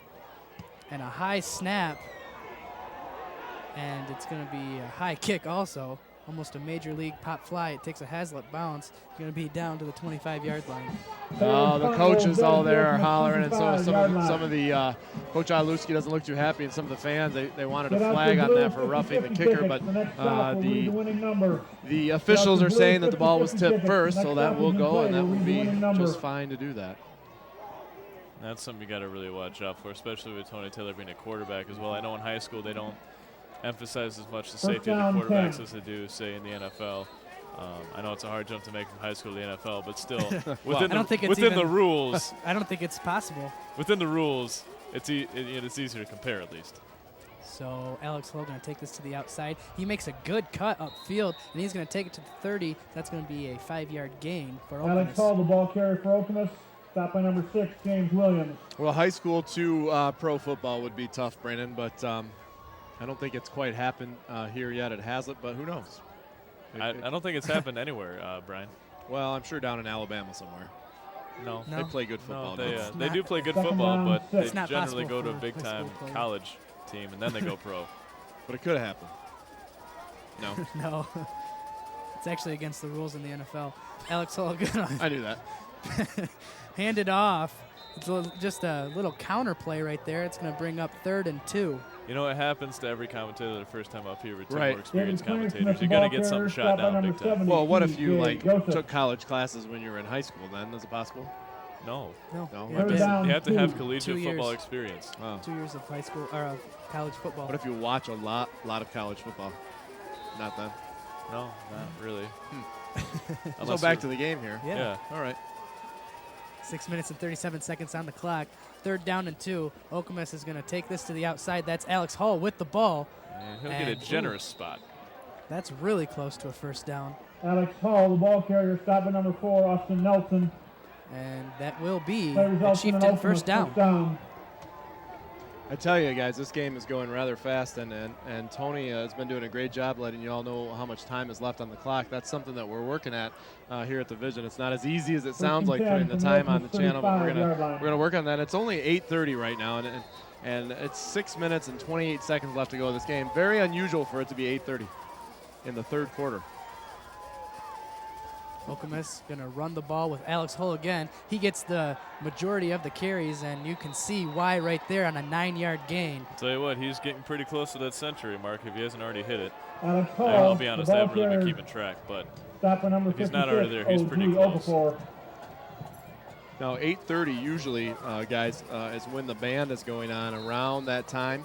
The band did a great job tonight as usual, but last week, or the last home game that we had here, I don't think we were done with the first half until around 8:30, 8:45, and so it's really a different game. Alex Hall going to take the ball yet again, and he's going to take that for a Chieftain first down. And you know, the Do-It game is a game that I think most people in this community have tried to put behind them. Well, I know one of our commentators is still upset about it. I think two of our commentators are still upset about it. That was definitely a tough game for us to watch. And you guys do a good job. And you know, both, all kind, I guess, you know, you look at three different kind of games. You have a high-scoring game where we're winning, which you guys have been through a lot. You get a game like today where the score is sort of even, not a lot happening. And then you get a game like DeWitt. All three of those have their, you know, toughness about them to commentate. And they're going to hand it off to number 46. I believe that's... I'll tell you what, the kind of games that are the most fun to commentate are the games that we had. The first game that we did this year against Portland was probably the most fun that we've had doing a game because we came away with a victory. But during the game, it was definitely a slugfest, a defensive battle, which we always seem to enjoy more than the offensive, like, freak shows, basically. Yeah, people at home may think that, you know, a game that's 46-0, you know, for Hazlitt may be a great game to commentate, but after a while it gets a little bit hard to come up with new things besides, well, Hazlitt scores again. I was commentated in the Nate Turner Ford Yes. Field era, and believe me, I wonder where I came up with some of the stuff I said. I did too, Brandon. Andre Hamilton on that last carry took it to the outside and got an 8-yard gain, so that's going to bring up a third down. Imagine if Eden Rapids was here. That would have been a hard game to commentate. Oh, my. 7 was the 70 Third down, 70-0. Eaton Rapids is the laughing stock of the CAC conference. No offense to them, I guess, but don't take know. a look at your program. And you kind of feel for a team like that, but at the It's same got to time, be hard for the guys, though. I mean, if you really look at the young men that are playing there, I mean, they don't want to lose that. It's got to be hard to get up every day and go to practice and play when you know something like that bound to happen. And Alex Hull takes this just up the field and gets yet another first down for this Okemos team, and that is 3 straight possessions where they got a first down. We're looking to a similar story right now where just a year or two ago, Okemos was in the same position, and now they're a very good football team, and right now winning by 1 point against the Hazlitt Vikings. They have been unable to get anything going on offense. Their defense has been their saving, basically the lifeline the entire year. The defense has pretty much won every single game for them with, I guess, the exception of the Eaton Rapids game. There we go. Now, we talked about the time, and real quick, that this may start to play into Okemos' favor. They keep slowly getting these first downs with that type of offense. Vikings may run out of time to do anything. And wow, it's a halfback direct to Alex Alex Hull. Hull. You saw Danny Folino go back and act like he was going to pass. Could have could have got a couple people to bite on that fake. It's like you're in their huddle sometimes, Tony. He's a genius. I mean, He really is a football genius, folks. Second down, I 9. want to talk to someone who knows a lot about a lot of sports, with the exception of lacrosse and water polo. Talk to Tony Huff. He really knows what he's talking about. he's working on the water polo. I saw him the other day. Yeah. I'm working on lacrosse. That's a pretty cool sport. Yeah, it is. We're playing football, though. It is. Yes, we are. They're going to hand it off to number 15, Alex Hull. He takes it straight up the middle, and Alex Hull has been their saving grace, so to speak. He's getting up a little bit slower play after play. Do you think it's hard to get the ball 15 times in a row? And he's running into Zach Houghton almost every single time. Yeah, he's about to get beefed up. Look at these guys. The Third defense down, starting to get 7. fired up. You can feel the fans going to start to get beneath this team. Feel like this is kind of a big third down. You can feel the rain coming down also. And you can definitely feel the rain coming down. Well, not here because we're in a nice, safe, dry, warm booth. I bet Brett Hewitt down there on the field running camera 3 can feel the rain, though. He's probably a happy individual at the moment. And there's Brett's camera right there. And you can see Wow. not much of anything. And Brett's probably trying to clean that lens off right now. Hey, Brett, the game's this way. There you go. So here it is, a big third down. Alex Hull going to take this to the outside, and Andrew Radke tries to stop him, but he will get that first down. I'm surprised by our defense here. That's, you know, this kind of offense is a little different for them, but it doesn't seem like anything that our Viking defense should be unable to stop. But it seems like they're moving down the field pretty steadily, unlike they were in the first half. Well, here's the other thing that's very interesting about that is that Hazlitt's wing T offense is basically a larger version of this offense, and it's very strange that they can't even stop this. 2:04 left in the third quarter. And number 22, Danny Foligno is going to take this. He sees a cutback lane, but there's a lot of Vikings to stop him before he can get any positive yards. And that's a great defensive play there. They stayed at home and made sure they checked off everyone that they were supposed to watch for and made a play. And that's just good disciplined defense. It's going to bring up 2nd and 10, 1 minute and 45 seconds and counting. It left in this third quarter. And that last 5 minutes actually took about 5 minutes. 2nd down, 10. Unbelievable. In football, that's a rarity. It is.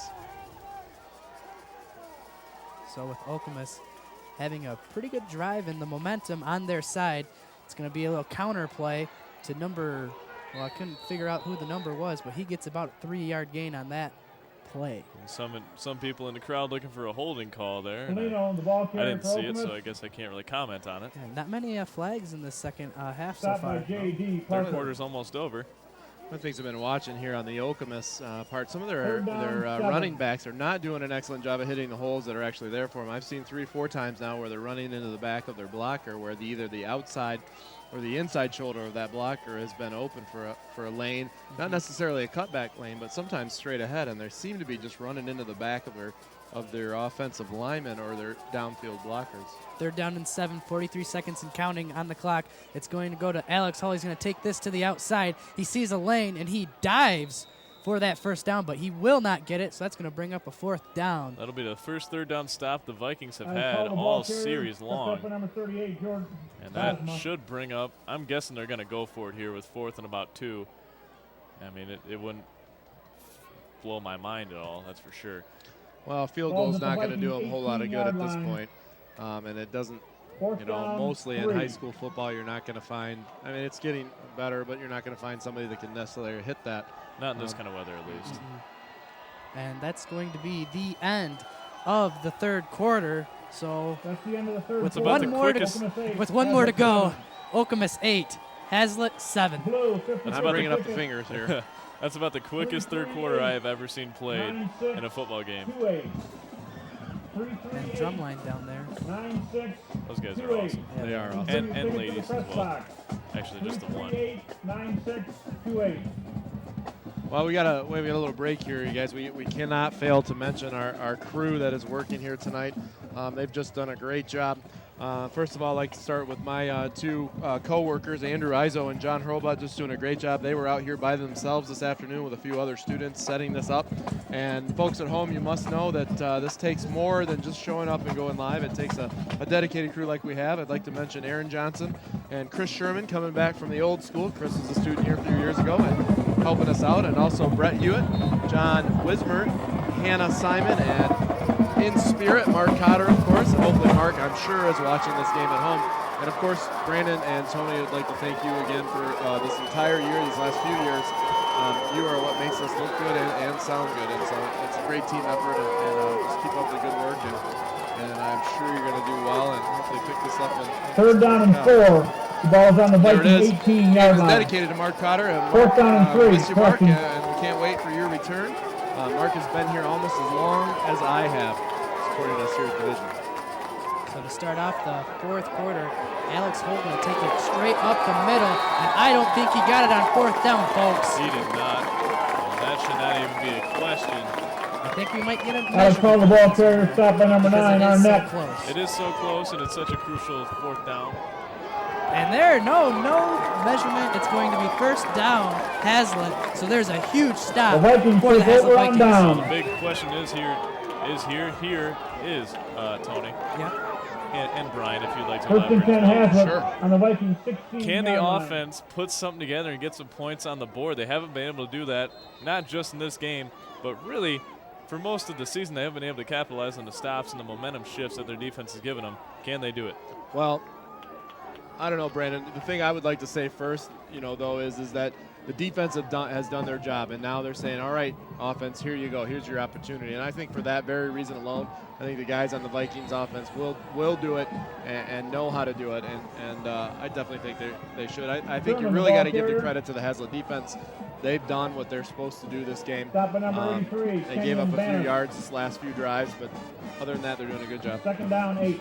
So Hazlitt going to have to mount almost an 85-yard march to the end zone right here. And really, with the way that this game's been going, that should pretty much take the entire fourth quarter. 11:20 on the clock. Tony Taylor under center. And he's going to hold on to it for himself. And he looks like he got face mask right there. No flags on the field. And that's going to bring up third down. Taylor, the ball carrier for the Vikings. And that's certainly not what they were looking for there. I know that's a little delayed comment there, but that's not what they needed to do. And this is Well, I guess my expert analysis of what the defense did should fire up the offense. what Hazlitt needs to do is they need to open up the playbook right now. They are predictable right now. And as I say that, on third down, they're going to go to the spread formation. Sometimes the spread formation isn't in use until fourth down. So let's see what Hazlitt does. And it's going to be an option play as they pitch it out to number 3, Eric Hadley. That's out of bounds, and that was just not And I think it was good executed play. I think it was pretty clear there, Tony, that they haven't rehearsed that play too much in practice, and it was pretty evident, by the way, that Tony Taylor kind of haphazardly pitched the ball to his side and just expected Hadley to be there. I think even if you're about to get as a quarterback, you need to know where your running back's going to be, and if you're not sure, make sure you look. Yep. So it looks like Hazlitt will punt the ball right here. Don't want to give Okemos the ball down in the end zone. So Tony Taylor, a little high snap, and that is going to be blocked. And Tony Taylor is going to be dragged down at the 5-yard line. Not what you want to see. Wow. As the special teams just crumbles. I have not seen anything quite like this from a Hazlitt team. I don't know where that guy came from, but he basically just walked in there, and he's a big young man, and it looked like he was just right there. I mean, he was right in front of Tony Taylor, and he didn't have a choice but to boot it right to his stomach, I guess. But I don't know how he got through that line. Somebody just missed their assignment or something, and that's not what we needed. And with that, I think that gives a lot of momentum to Okemos. And now they are believing in themselves, and the playoff dream is slowly but surely becoming a reality. Okemos going to hand it off to Alex Hull as he dives for the end zone, and he will get in. So there you have it. Well, I don't even know, Tony, if it's momentum or it's just luck opportunity. I mean, there you go. You're within one play of the end zone, and that's what happened. So, again, here's Hazlitt defense doing what they can, and now having to get back on the field, and then something like that happens. Not what the doctor ordered if you're a Hazlitt fan. 14-7, they're going to go for this extra point. If it's missed, Hazlitt's still in the game. The kick is up and good. It's going to be an 8-point game right now as it's 15 Okemos, 7 Hazlitt. And this is not what we expected to see at all out of this game. I think we expected to see Hazlitt come out and pretty much roll over this Okemos team. I don't think quite as much as ever did last week. Scoring drive covered 5 yards not in last one week, play. but 5-yard run they did by Alex Hull. Time of possession Okemos 5 34-0. seconds. And this Hazlitt team just is not as good as ever. We knew it was going to be closer than that, but we were not expecting Okemos to be in the lead in the fourth quarter with a lot of momentum on their side. And we're not really, at least I'm not really sure what this offense is made of. I think they haven't really shown us that all season, if they really have the heart of steel as far as, can they make a comeback? If you look down on the field there, number 66 on the sideline, Zach Houghton is still trying his best to get his team fired up and get the players on the sideline fired up, and that's exactly what they need to do. This is not a time to hang your heads low. This is a time to forget about that and wipe that off, and the only thing you should be thinking about is getting that next score. So 10 minutes and 8 seconds left on the clock. I think not even trying to get the next score. I think just doing your job every single play. Well, that's what it breaks down to. If every player does their job with 100% accuracy. Okemos is going to kick this high, and R.J. Kelly going to call for a fair catch, which was probably the smartest move right there. And Hazlitt will take over with pretty good field position. Well, they've had pretty good field position before, but not able to capitalize so far. 10:08 left in the game. Still a lot of time. Still plenty of time to make a comeback, and it's only 8 points, Tony. I mean, that's a touchdown on a 2-point conversion to tie. It's definitely manageable. And we are seeing a lot of heart from this Vikings bench. Zach Houghton just stepping up so much as a junior, really trying to get this team, really this entire crowd fired up, and I'm so impressed. Well, he's got to be frustrated along with the defense, and, with the whole Viking team, man. This is a frustrating thing. 10:08 left on the clock. Hazlitt getting ready. They're going to hand it straight up the middle to Greg Edwards. That's been their bread and butter this whole game. Seems like Okemos has been able to snuff it out the past couple quarters, and it's possible that there's a fumble. I think he was down by contact. And a little extracurricular there at the end of the play. And I see the officials both indicating from both sidelines to not come out of their sidelines. I think they took extra attention to the Everett game last week. That was something. Tony Taylor under center. They're going to hand it off to Greg Edwards, and he's pummeled. He's going to hold on to the ball. That's what deception does to you, folks. And he's going to take it for about 5-yard gain. That should be a flag. And there's some words exchanged right there at the end of the play. I'm not sure what that was, but I think next time that happens, there's definitely going to be a flag, no doubt. And tensions are rising here at You Viking can already Stadium. see that this is going to be a rivalry reborn, and it's going to be a good one for years to come, I hope. It seems so odd to say the Okemos and Hazlitt, right? I mean, it's just been words that we have not said. I mean, DeWitt's pretty common, and this could really turn into one of those games that end of the year you're looking forward to. 9:28 left on the clock. 3rd down and 3. This is a key play for Hazlitt right here. They hand it up to Luke Magnuson. He gets tripped in the backfield. He's still on his feet, and he will be brought down with only half a yard gained. Stop by number 52. It'll be 4th down, about 2 to go. And you don't really have any choice here, Tony. You really got to go for it. I mean, this is not time to play conservative football. You really just got to give it to Hadley, give it to your go-to guy, and get up the middle, get yards, and get the 1st down. You got to get a lot. I'm going to make a prediction saying Greg Edwards gets the ball straight up the middle right here. Heard it here first on the Vision, folks. And that's on tape. That is on tape. And on the computer. If you won the DVD, you can watch it anytime you want. Tony making his prediction. Yep, and you know his phone number. And they are going to, actually, Tony Taylor's going to hold on to it, and he's going to throw it to Greg Edwards in the flats, and he does not get it, so it's going to be turnover on downs for the Okemos Taylor's Chieftains. pass intended for number 30, Greg Edwards, incomplete. And Okemos will take over on there's very down. little wind left in the sails of the Vikings, I can see already. But on the positive side, 8:41 left on the clock. It is not a lost cause yet. We know Zach Houghton knows it's not a lost cause. To him, there is no game that's a lost cause. Yep, and Brandon, that's who, and folks at home, that's who I would be keying on during this series of downs. Zach is going to be somebody that is going to be tackling everyone. Yeah, Zach Houghton's the big nose tackle there, number 66, whose jersey doesn't really fit over the rest of himself. Yeah, not a hard guy to spot. They're going to hand it off to number 26. He gets a couple yards, and he'll be brought down after a 3-yard gain.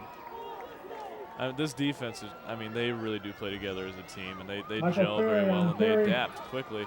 And one thing that we haven't mentioned all game that I've been meaning to mention is the fact that they're missing one of their leaders in the secondary, Ben Rizzo, who's out with a knee injury, a partially torn MCL. He was cleared to play this week, but the risk for a further tearing it completely in half was too high, so he decided to take this week off and rest up for the playoffs. So they're without their big leader. He's probably frustrated at this point. And number 46, Andre Hamilton, gets messed up in the backfield by none other than Andrew Radke. That's going to put them back for a 3rd and 10, and that might be a key tackle. Andrew Radke and Austin Nelson have both made such key plays all year. In the homecoming game against Charlotte, Nelson made basically a game-saving pass defensive breakup play. Wow. Yes. Yes, he did, in fact. Clear. I have one of those portable CPR. What are those called? Those. Wow. You all right there, buddy? Oh, I don't know. I'm taking a play off. All right. Third down and 10, 7:22 on the clock, and it looks like Alex Hall going to take it. And wow, it's going to be an incomplete pass. I thought it was caught. And number 9, Brad Arnett, hit Alex Hall as he was throwing it. So you're on the 40, but I think this is probably punting territory for Okemos. I mean, there's really no reason to go for it on 4th down and 10. On Hazlitt's 40, you punt it, and you can really get them backed up in their own territory, and you possibility of pinning it like inside the 5-yard line. And Hazlitt hasn't really been able to do anything on offense since the first quarter. So. Hazlitt needs to pass. They need to do some play action because they are teeing off on every single running back, and it's messing up the timing, and timing is everything here at Hazlitt. And that's going to be a good punt. Yep. And it just kind of takes some Tiger Woods backspin at the 13-yard line. A nice chip shot, if you will. I will.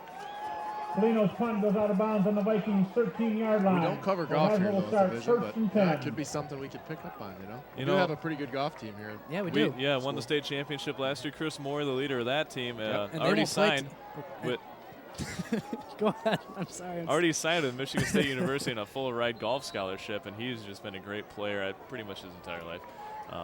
So, that would be a great thing to do, except that's a huge endeavor, and we don't have that many cameras. And cables. That's a lot of cable. Yeah. The golf season got switched to the spring, so they get basically a whole year off after their state championship run. Looks like Ryan Jones under center. He's going to throw this, and he's going to be – they're going to call that a backward pass, and that's going to be a touchdown for Okemos. And that could be the proverbial nail in the coffin here at the Meridian Bowl. Unbelievable, Tony. This really is reminiscent of a 70s rivalry game that you kind of read about or you see archive footage of. It's raining, and it's kind of been a pretty sloppy game all the way around, and, just a weird play like that happens, and your team's out of the ball game. Not that I want to call it yet, but. And Ryan Jones running over to Coach O, trying to tell him what was happening. He thought that he had the forward motion, but as you can see, the ball went backward, so I don't know what happened right there. And Okemos will kick this one not through the uprights. It's going to be wide to the left. This striker point is no good. There is a flag on the play. We'll see what the call is here in just a second. 7 minutes left in the ball game, folks. Okemos is up 21-7. Is offside, Vikings. We'll see what the call is. I do believe it was on the Vikings, though. Now you look at this game, you guys, and we've seen a lot of crucial mistakes, and I think that one, obviously being one of them, that one kind of negates anything that the Vikings might be able to put together. Not that we haven't seen them come back from behind. Not that their offense could get some light on it, and definitely could happen. But that's the kind of mistakes that have been happening all game that you can't. There's nothing you can do, and it's got to be hard for your defense to go out there like this and try to put a stop on it. And it's unfortunate the defense has been playing good, but everybody's been making some mistakes tonight, whether or not whether. They've just been mistakes. And Okemos is going to try to go for two. Alex Hull Andrew was Hall brought down in the backfield, so stop by number 6. they had James 2 extra Williams. point attempts and still got 0 points. Yep, and that's a good play by James Williams, reading that it was going to Okemos Hull the 21, entire Hazlitt way. 7. And he's played as hard. That entire defense has played so hard this game. And it's just been a disappointing effort by this offense again. It's just hard. It's a hard thing to figure out. I can't quite figure out why they haven't been able to execute.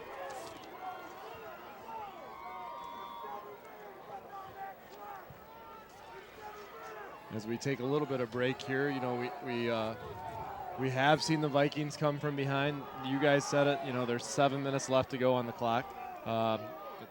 You're talking 2 scores here to get back into it. 2+. Number 2, onside kick, maybe. Yeah, an onside kick. So. And congratulations to all the Husker Trivia question winners. And the winners, there are 3 tonight. And Roger Whitker Rick Matthews and Tom Wilson. You'll all be getting a call after the game, and a free copy of tonight's game will be sent to you. Signed. Signed also by Brandon Manson and myself. Now, it says here Mrs. Porritt, Tony. Did she actually call in and win? It's kind of unfair advantage there because that name sounds familiar.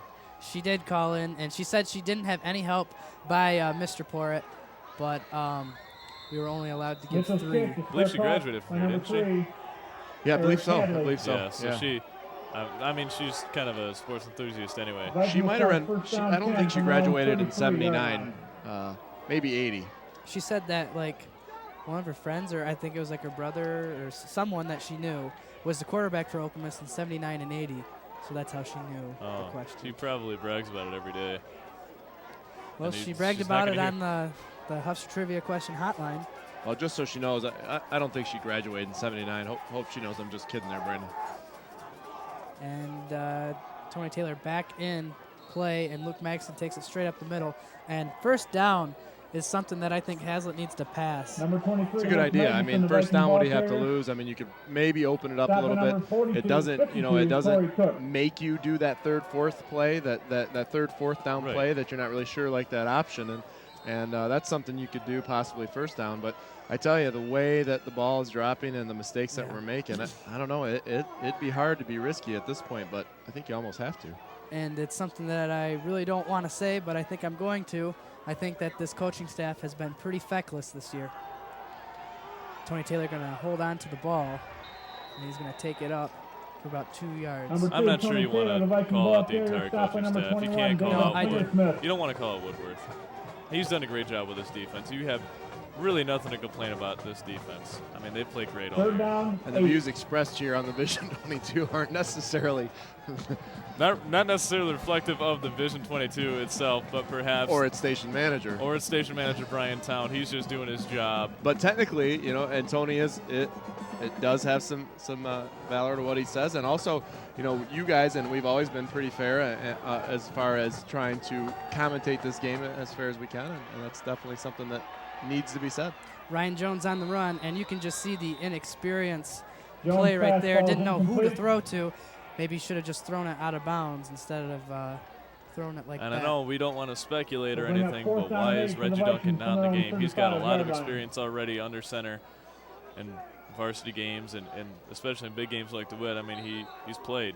Why is he not in the game right now? I agree with that, and also, you have to say that we don't know. I mean, we don't know. We haven't been in the locker room. We haven't been, a part of this coaching staff. But also, just the attitude and a few words that Reggie said to me in the hallway, just his attitude in general right now seems to be that of he's ready to do whatever it takes to get this team going. And to me, that says a lot about a young man. Ryan Jones, it's fourth down. He's on the run. He has Andrew Radke open, and he's going to throw this just over Austin Nelson. And so that's going to be incomplete pass.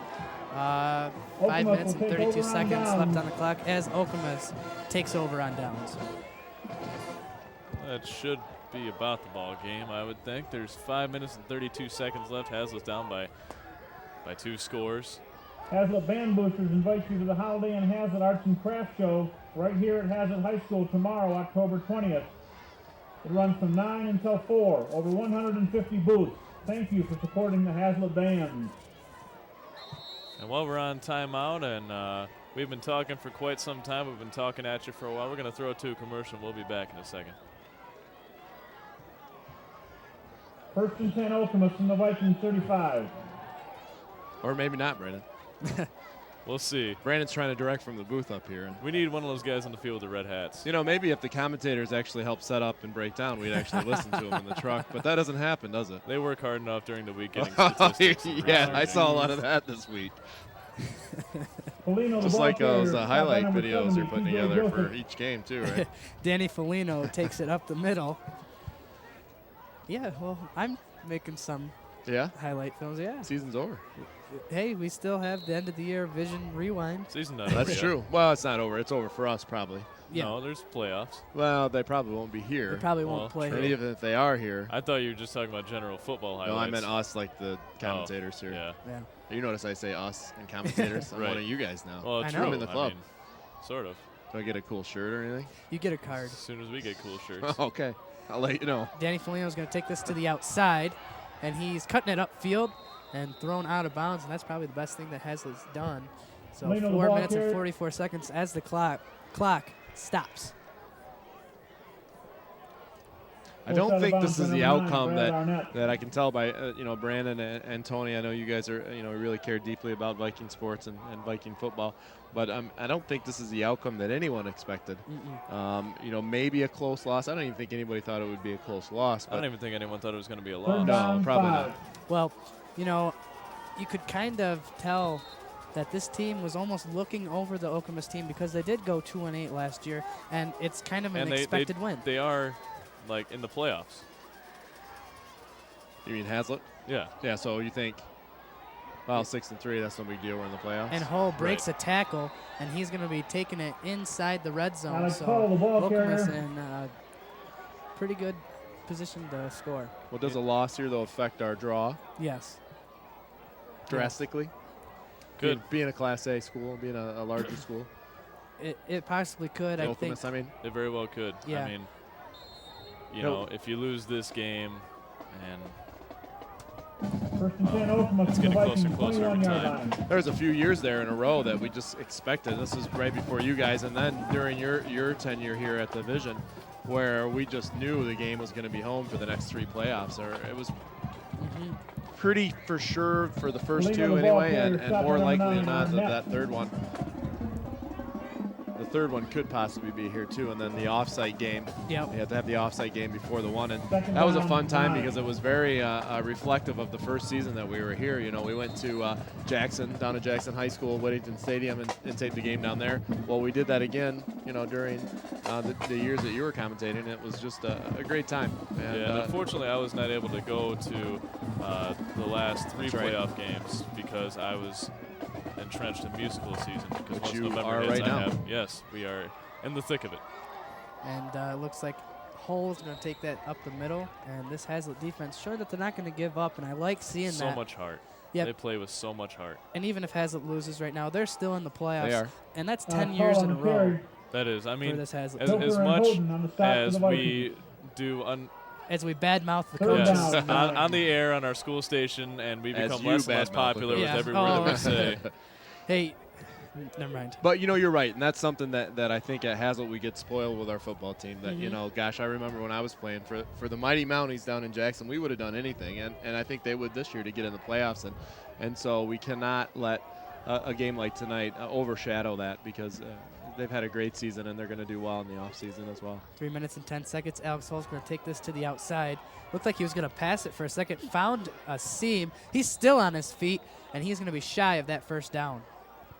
Alex You know, Hull, this the is ball kind of carrier, reflective Okemos. of the DeWitt team last Forced out year. of bounds by number 6, James And Williams. they were undefeated up until the last game.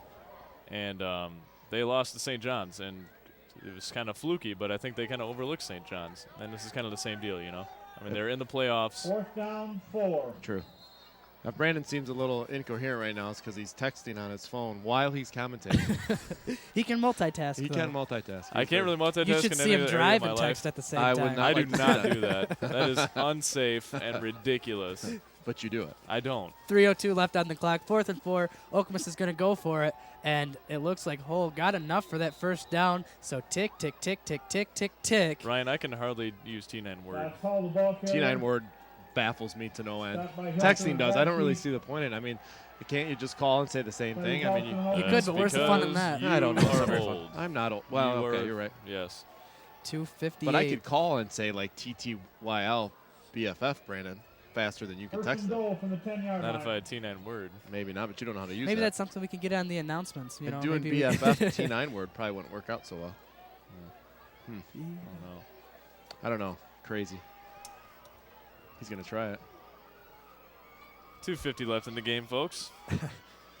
And Okemos is going to just let this clock keep on rolling. They won't snap it until it gets to low in that play clock.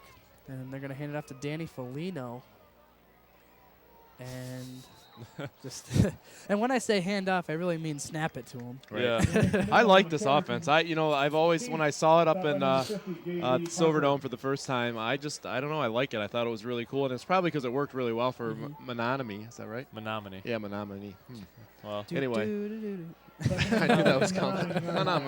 But it is really cool, and the way it worked for them was it was just amazing to see that all of a sudden somebody's got the ball, and they were gone. They literally were gone. And Well, they were I think big men. something that really makes this offense work is the fact that no one really runs it anymore, and that's why it's been so effective. Right. Well, both these offenses are different. Yeah, in their own special ways. 150 on the clock. They're going to snap it to 46. Andre Hamilton. Tackle made by Jordan Bosma. He's kind of been all over the field tonight, too. Been making some great plays. And Andre Hamilton, the ball carrier. you just can't. I don't think you can say enough Brad good things Arnett. about this defense. Stop for the Vikings. No, and that's something that the folks at home who are watching us live on TV won't have the opportunity to do that during the playoffs, whether it's here or not. Due to MHSSA regulations, we can't cover. I mean, we can cover them, but we can't go live with them. So we generally don't tape the away ones. Now, if they do go off-site and get to that semifinal game, we'll probably pick that up for sure, but still can't go live. But that's something you should key on, and hopefully these people do travel to our location, wherever it may be. Fan base is huge in away games, as you guys know. So we'll see. One of the things we're trying to work on at the Vision is to webcast, and although we can't webcast live the football games due to regulations, we would like to webcast some of our programming, and we can webcast our audio of these games, and so that's something that hopefully we'll look forward to. That would be a great thing to do next year. So yeah, but also if you webcast, you can't really encode it to MPEG-2 anyway. So I mean, it's not as high quality when it's streaming on your computer. But man. Check out the big brain on our commentator here. He just knows what MPEG-2 is. He doesn't know anything Yeah. about it. I don't know. He did do pretty well on the test there. only 100%. Yeah, jeez. But my point is, and I made this point at MIPA at the conference, and I try to make it in the classes too, is that we no longer can not know those kind of geeky terms. I mean, we live in a world, and especially in our field, that everything is digital. I mean, it is, and you guys roll your eyes, and that's just fine. And you can take pool time 6th hour. that's all well and good. Yeah. And I could unplug this cable Tuesday, right here. maybe. Yeah, Tuesday. What? Oh. About a minute left in the game. 136 to be exact. Well, Okemos might as well third be a minute. and goal. Does he do that a lot to you, Brandon? Correct you? Oh, and there's a huge tackle on number. Who cares? I believe that was J.D. Parker in on the tackle there, along with Austin Nelson. Who else, if you're talking about big hits? I think Hazlitt's going to call a timeout right here. Well, during this timeout, I'd like to, veer a little bit from the athletics here and talk to Brandon about the musical that's coming up, because that's, as big as a production as a season. And I don't know if a lot of people look at it like that, but you guys are practicing as much, if not more, than a sports team would every day of the week. Is that correct? That is correct. I don't know the exact number, but it's a lot of rehearsal time. We were at rehearsal today for 2 hours, and tomorrow we're going to be there for 3 or 4 hours. And this year we're doing Oklahoma, which is an American classic. I think everyone knows it's a big musical, 47 people in the cast, biggest cast we've ever had. And it's going to be a great production. The set is almost complete already because our stage manager, Pat Hepfer, his wife is having a baby in November, which is when the show is, and So they need to get it done early. along, Yeah, He does a great job. he really does. So it's going to be a great show. You all should come out and see it. Every year it seems the sets get bigger and better. Yep. And it looks like he's going to pass it into the end zone for a touchdown. Nope, Oh, that's incomplete. incomplete. He did, in fact, drop the ball. And I was just going to think that's adding insult to injury. That was Hull, by the way. Yes. I knew that. Yeah, well, you didn't help me. No, Well, it's not my job. He's not the play-by-play either. So. What was that guy that was Monday Night Football? That was John Al Madden? Michaels? No, the guy that came in at the end. They remember they had 3 commentators there, and all he did was tell jokes all the time. Remember, he was a Dane Cook? no, not Dane Frank Cook. Caliendo? People at home know who I'm talking about. Dennis Sure Miller. they do. Dennis sure Miller. They do. Dennis Miller. He He's came a on. good They didn't really comedian. like him. Yeah. Dennis Miller? Yeah, he Doesn't came on. make like really smart jokes? Yeah, like, but he came for on smart for people? Monday Night Football, and he was just supposed to be like the funny guy, and Yeah. it didn't work out so well. Oh, hey, we're on offense. 1 minute, 24 seconds left on the clock. Ryan Jones in at quarterback, and he throws it to R.J. Kelly right over the middle. Nice run by RJ. And he's still on his feet and being dragged out of bounds. And just seems like a little too late right now. Yeah, he was carrying that ball like a loaf of bread. RJ, be careful next time you do that. Hazlitt does have one timeout remaining, and there is 1 minute and 16 seconds. Crazier things have happened. It's only a 14-point game. Yeah, maybe get a big play and then an onside kick. You're back in business. Yeah, I mean, if they can at least put another touchdown on the board, I think that would at least kind of salvage a little morale. So let's see if Hazlitt goes back to the run. Ryan Jones under center. He will hold on to it for himself, and he's under heavy duress, and he will be brought down. One thing that I think Jones should have done there was step up in the pocket. He had room in front, and at least he took the sack that time and didn't try to force a crazy pass. Well, with all his years of experience of quarterback, he probably should have known. Yeah, that, right? all two, really. 51 seconds left on the clock. And they're going to go back into – they're going to go into the spread formation. Okemos, a lot of miscues. And Ryan Jones stepping back. Sees a guy deep. That's R.J. Kelly. And it's going to be uncatchable and incomplete. Pass intended for number 5, R.J. Kelly, incomplete.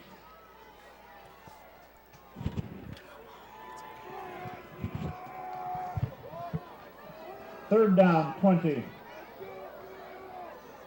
So now we have about 33 seconds left on the clock, and running out of time here. So what's this mean? What do you do? What do you do after this? 33 seconds now. What do? You go in the locker room and what? Forget it? You have to. That's short-term memory. That's all that's really left. Goldfish memory, because next week is the playoffs. I saw That's Zach Houghton outside of the game after DeWitt out of the locker room, and you know, he had a smile on his face like he usually does, and all he said to me was LCC, baby, LCC. And that's, you know, you have to reflect on it at some points and pick up for your mistakes. That can happen on Monday. You can do some sprints for that on Monday, and that's fine. But you just don't have time to dwell on a loss like this, especially, you know, now it's one game and that's it. You know, you either win or you don't. And you're just going to wait till Sunday to see who you draw in the playoffs, and then you get ready to go back to work, you know. And we have the time up there now. Well, you know, I hate to burst all your bubbles, but it's actually 33.8 seconds. Well, now come on. That's bad. Pretty good. That's pretty good. Let's see if it actually moves, though. Yeah. And so this is cool because this is the first time that me and Brandon have had actually, time. this is the first time in the history of the division. And it happened while I was standing up here. So wow. Good. Good job, Ryan Iso. Jones under center. I think it was. Oh, it didn't start. But Greg Edwards takes it straight up the middle. And he's fighting for every yard he can get. And there's 3 seconds left in the game according to our graphic. I believe there's a few. Yeah, 23. Oh.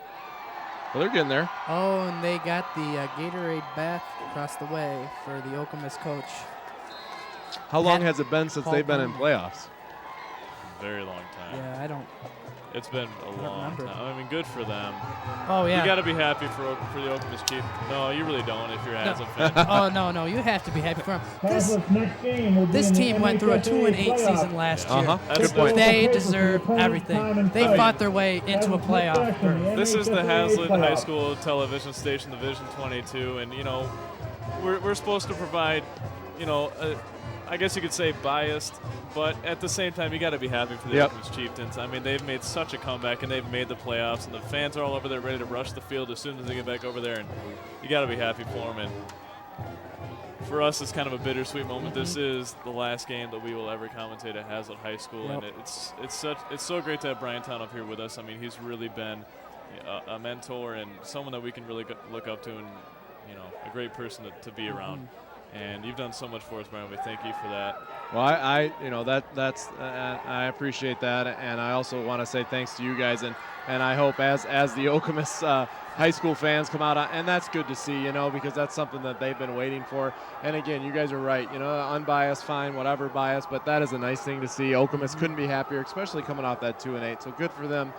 They played a good game. They played a fair game. And they earned it. And they definitely earned it. And going back to what we were talking about earlier, I just want to say thanks to you guys and to our crew this year. It's a long day for all of us here at the Vision. It's a long day for you guys, and you do a lot of preparation. But one of the things that I think is the best about you two is that you're professional in everything that you do here, and that's important. And down to your suit and tie and everything, and that really says a lot about the dedication that you have here to your football team and also to me at the Vision. So, the reason why we've been successful for 10 years is because of students like you guys and everybody down in the truck. And Erin Johnson, this is her last game as well. And I thank you for that, Brian Town and Brandon, for the last time. Take it away. All right, and Tony, do you have any last words you'd like to say? I do not, except for good luck to the Hazlitt Vikings in the playoffs. And good luck to the Okemos Chieftains as well. And for the last time in our high school career. I think I'm going to cry. For Tony Huff, Brian Town, and the rest of the Vision Sports crew, I'm Brandon Manson. Good night. Good night.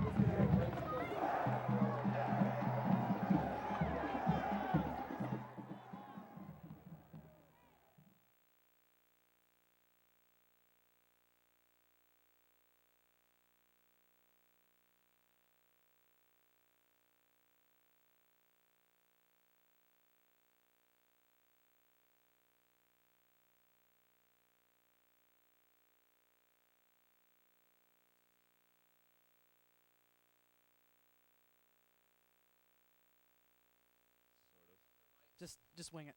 You're good. No. Our mics are. Oh, mine is. Mine is.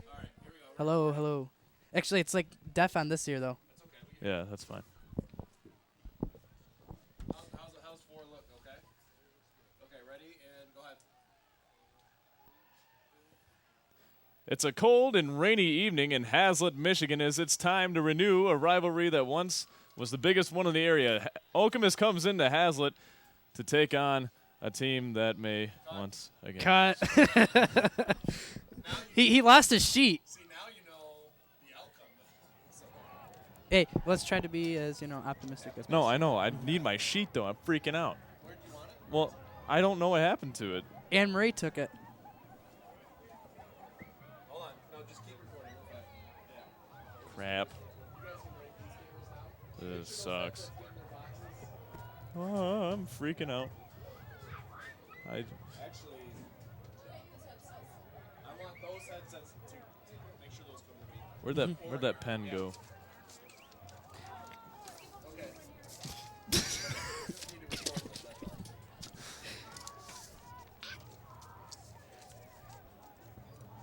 Hi. Hey, where's Andrew? Andrew. Yeah? Yeah. We kind of said some things on the air today that they were laughing at. Feckless, I got it. I can't. What is feckless even? Irresponsible. Feckless. Feckless. I just lost audio. Oh.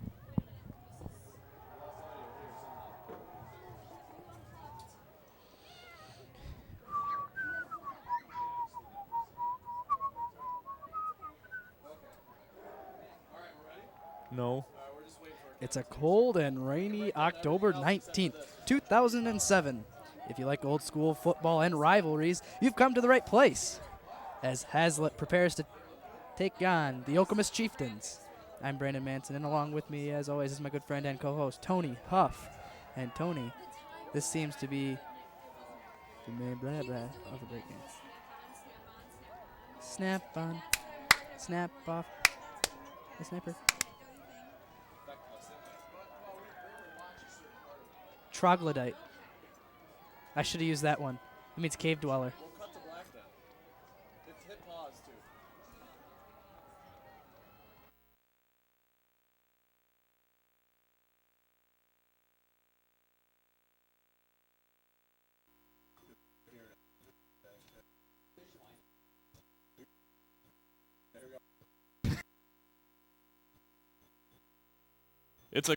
rainy October 2007. Old school rivalry, full house back. This is the place to be. It's the first in almost 30 years, and it's coming to you live from. Good evening, ladies and gentlemen. I'm Brandon Manson. With me, as always, is my good friend and co-host Tony Huff. Tony, Okemos is looking for their first playoff berth in several years. Oh, yeah. And what do they have to do to get there, and what do the Vikings have to do to stop them? Well, what Okemos has to do is basically they need to put the – okay, let's start that over because I messed up. Because that thing messed me up. Okay. I know. It happened last year when we lost to Davison, too. God, I hate fireworks after losses. It okay, sucks. Brandon, do that again, please. It's a cold. Meh.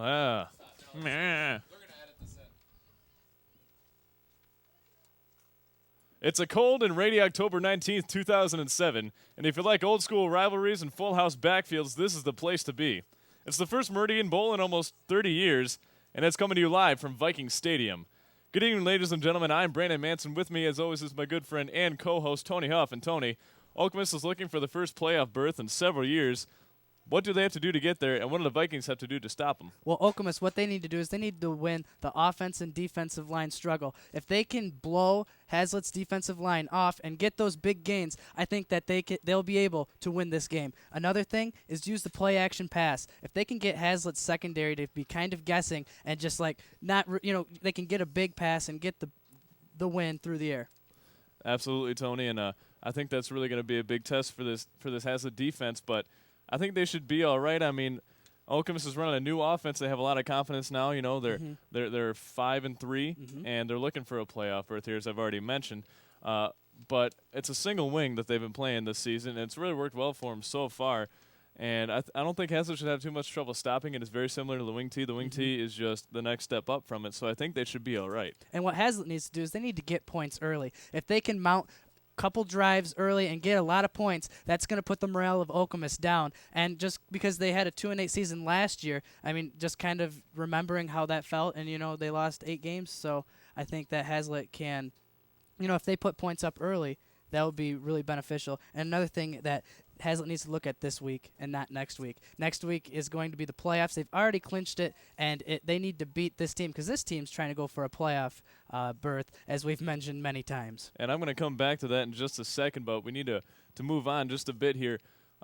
This is senior night at Hazlitt High School, and it was last week for Okemos, and they skated by with a win against Eastern. And who are your players to watch in this game? My players to watch in this game are Eric Hadley and Alex Hull. Eric Hadley from Hazlitt had a big game last week against LCC. Expect him to keep it going. Alex Hull has 126 carries this year. That is amazing, and he's a senior. He has 586 yards, only 4 touchdowns, but he's setting up other backs to get those touchdowns and put Okemos in a chance to win the game.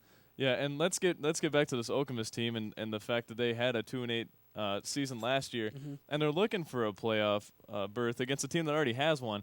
Is that kind of a chip on their shoulder? I think so. I think that because they had such a bad season last year, they want to just reverse it and really set a precedent for other Okemos teams to look at. I mean, they don't have a big program, and so if they can get a playoff berth this year, future incoming classes will have to go up and play in the playoffs. I think you're absolutely right, and I think this is going to be a great game from what I can tell. Okemos has a very good team, and we have a very good team as well. So it should be exciting, should be the start of a great rivalry reborn, and it's going to be a lot of fun to watch. So let's get down to kickoff. It's going to be a great game.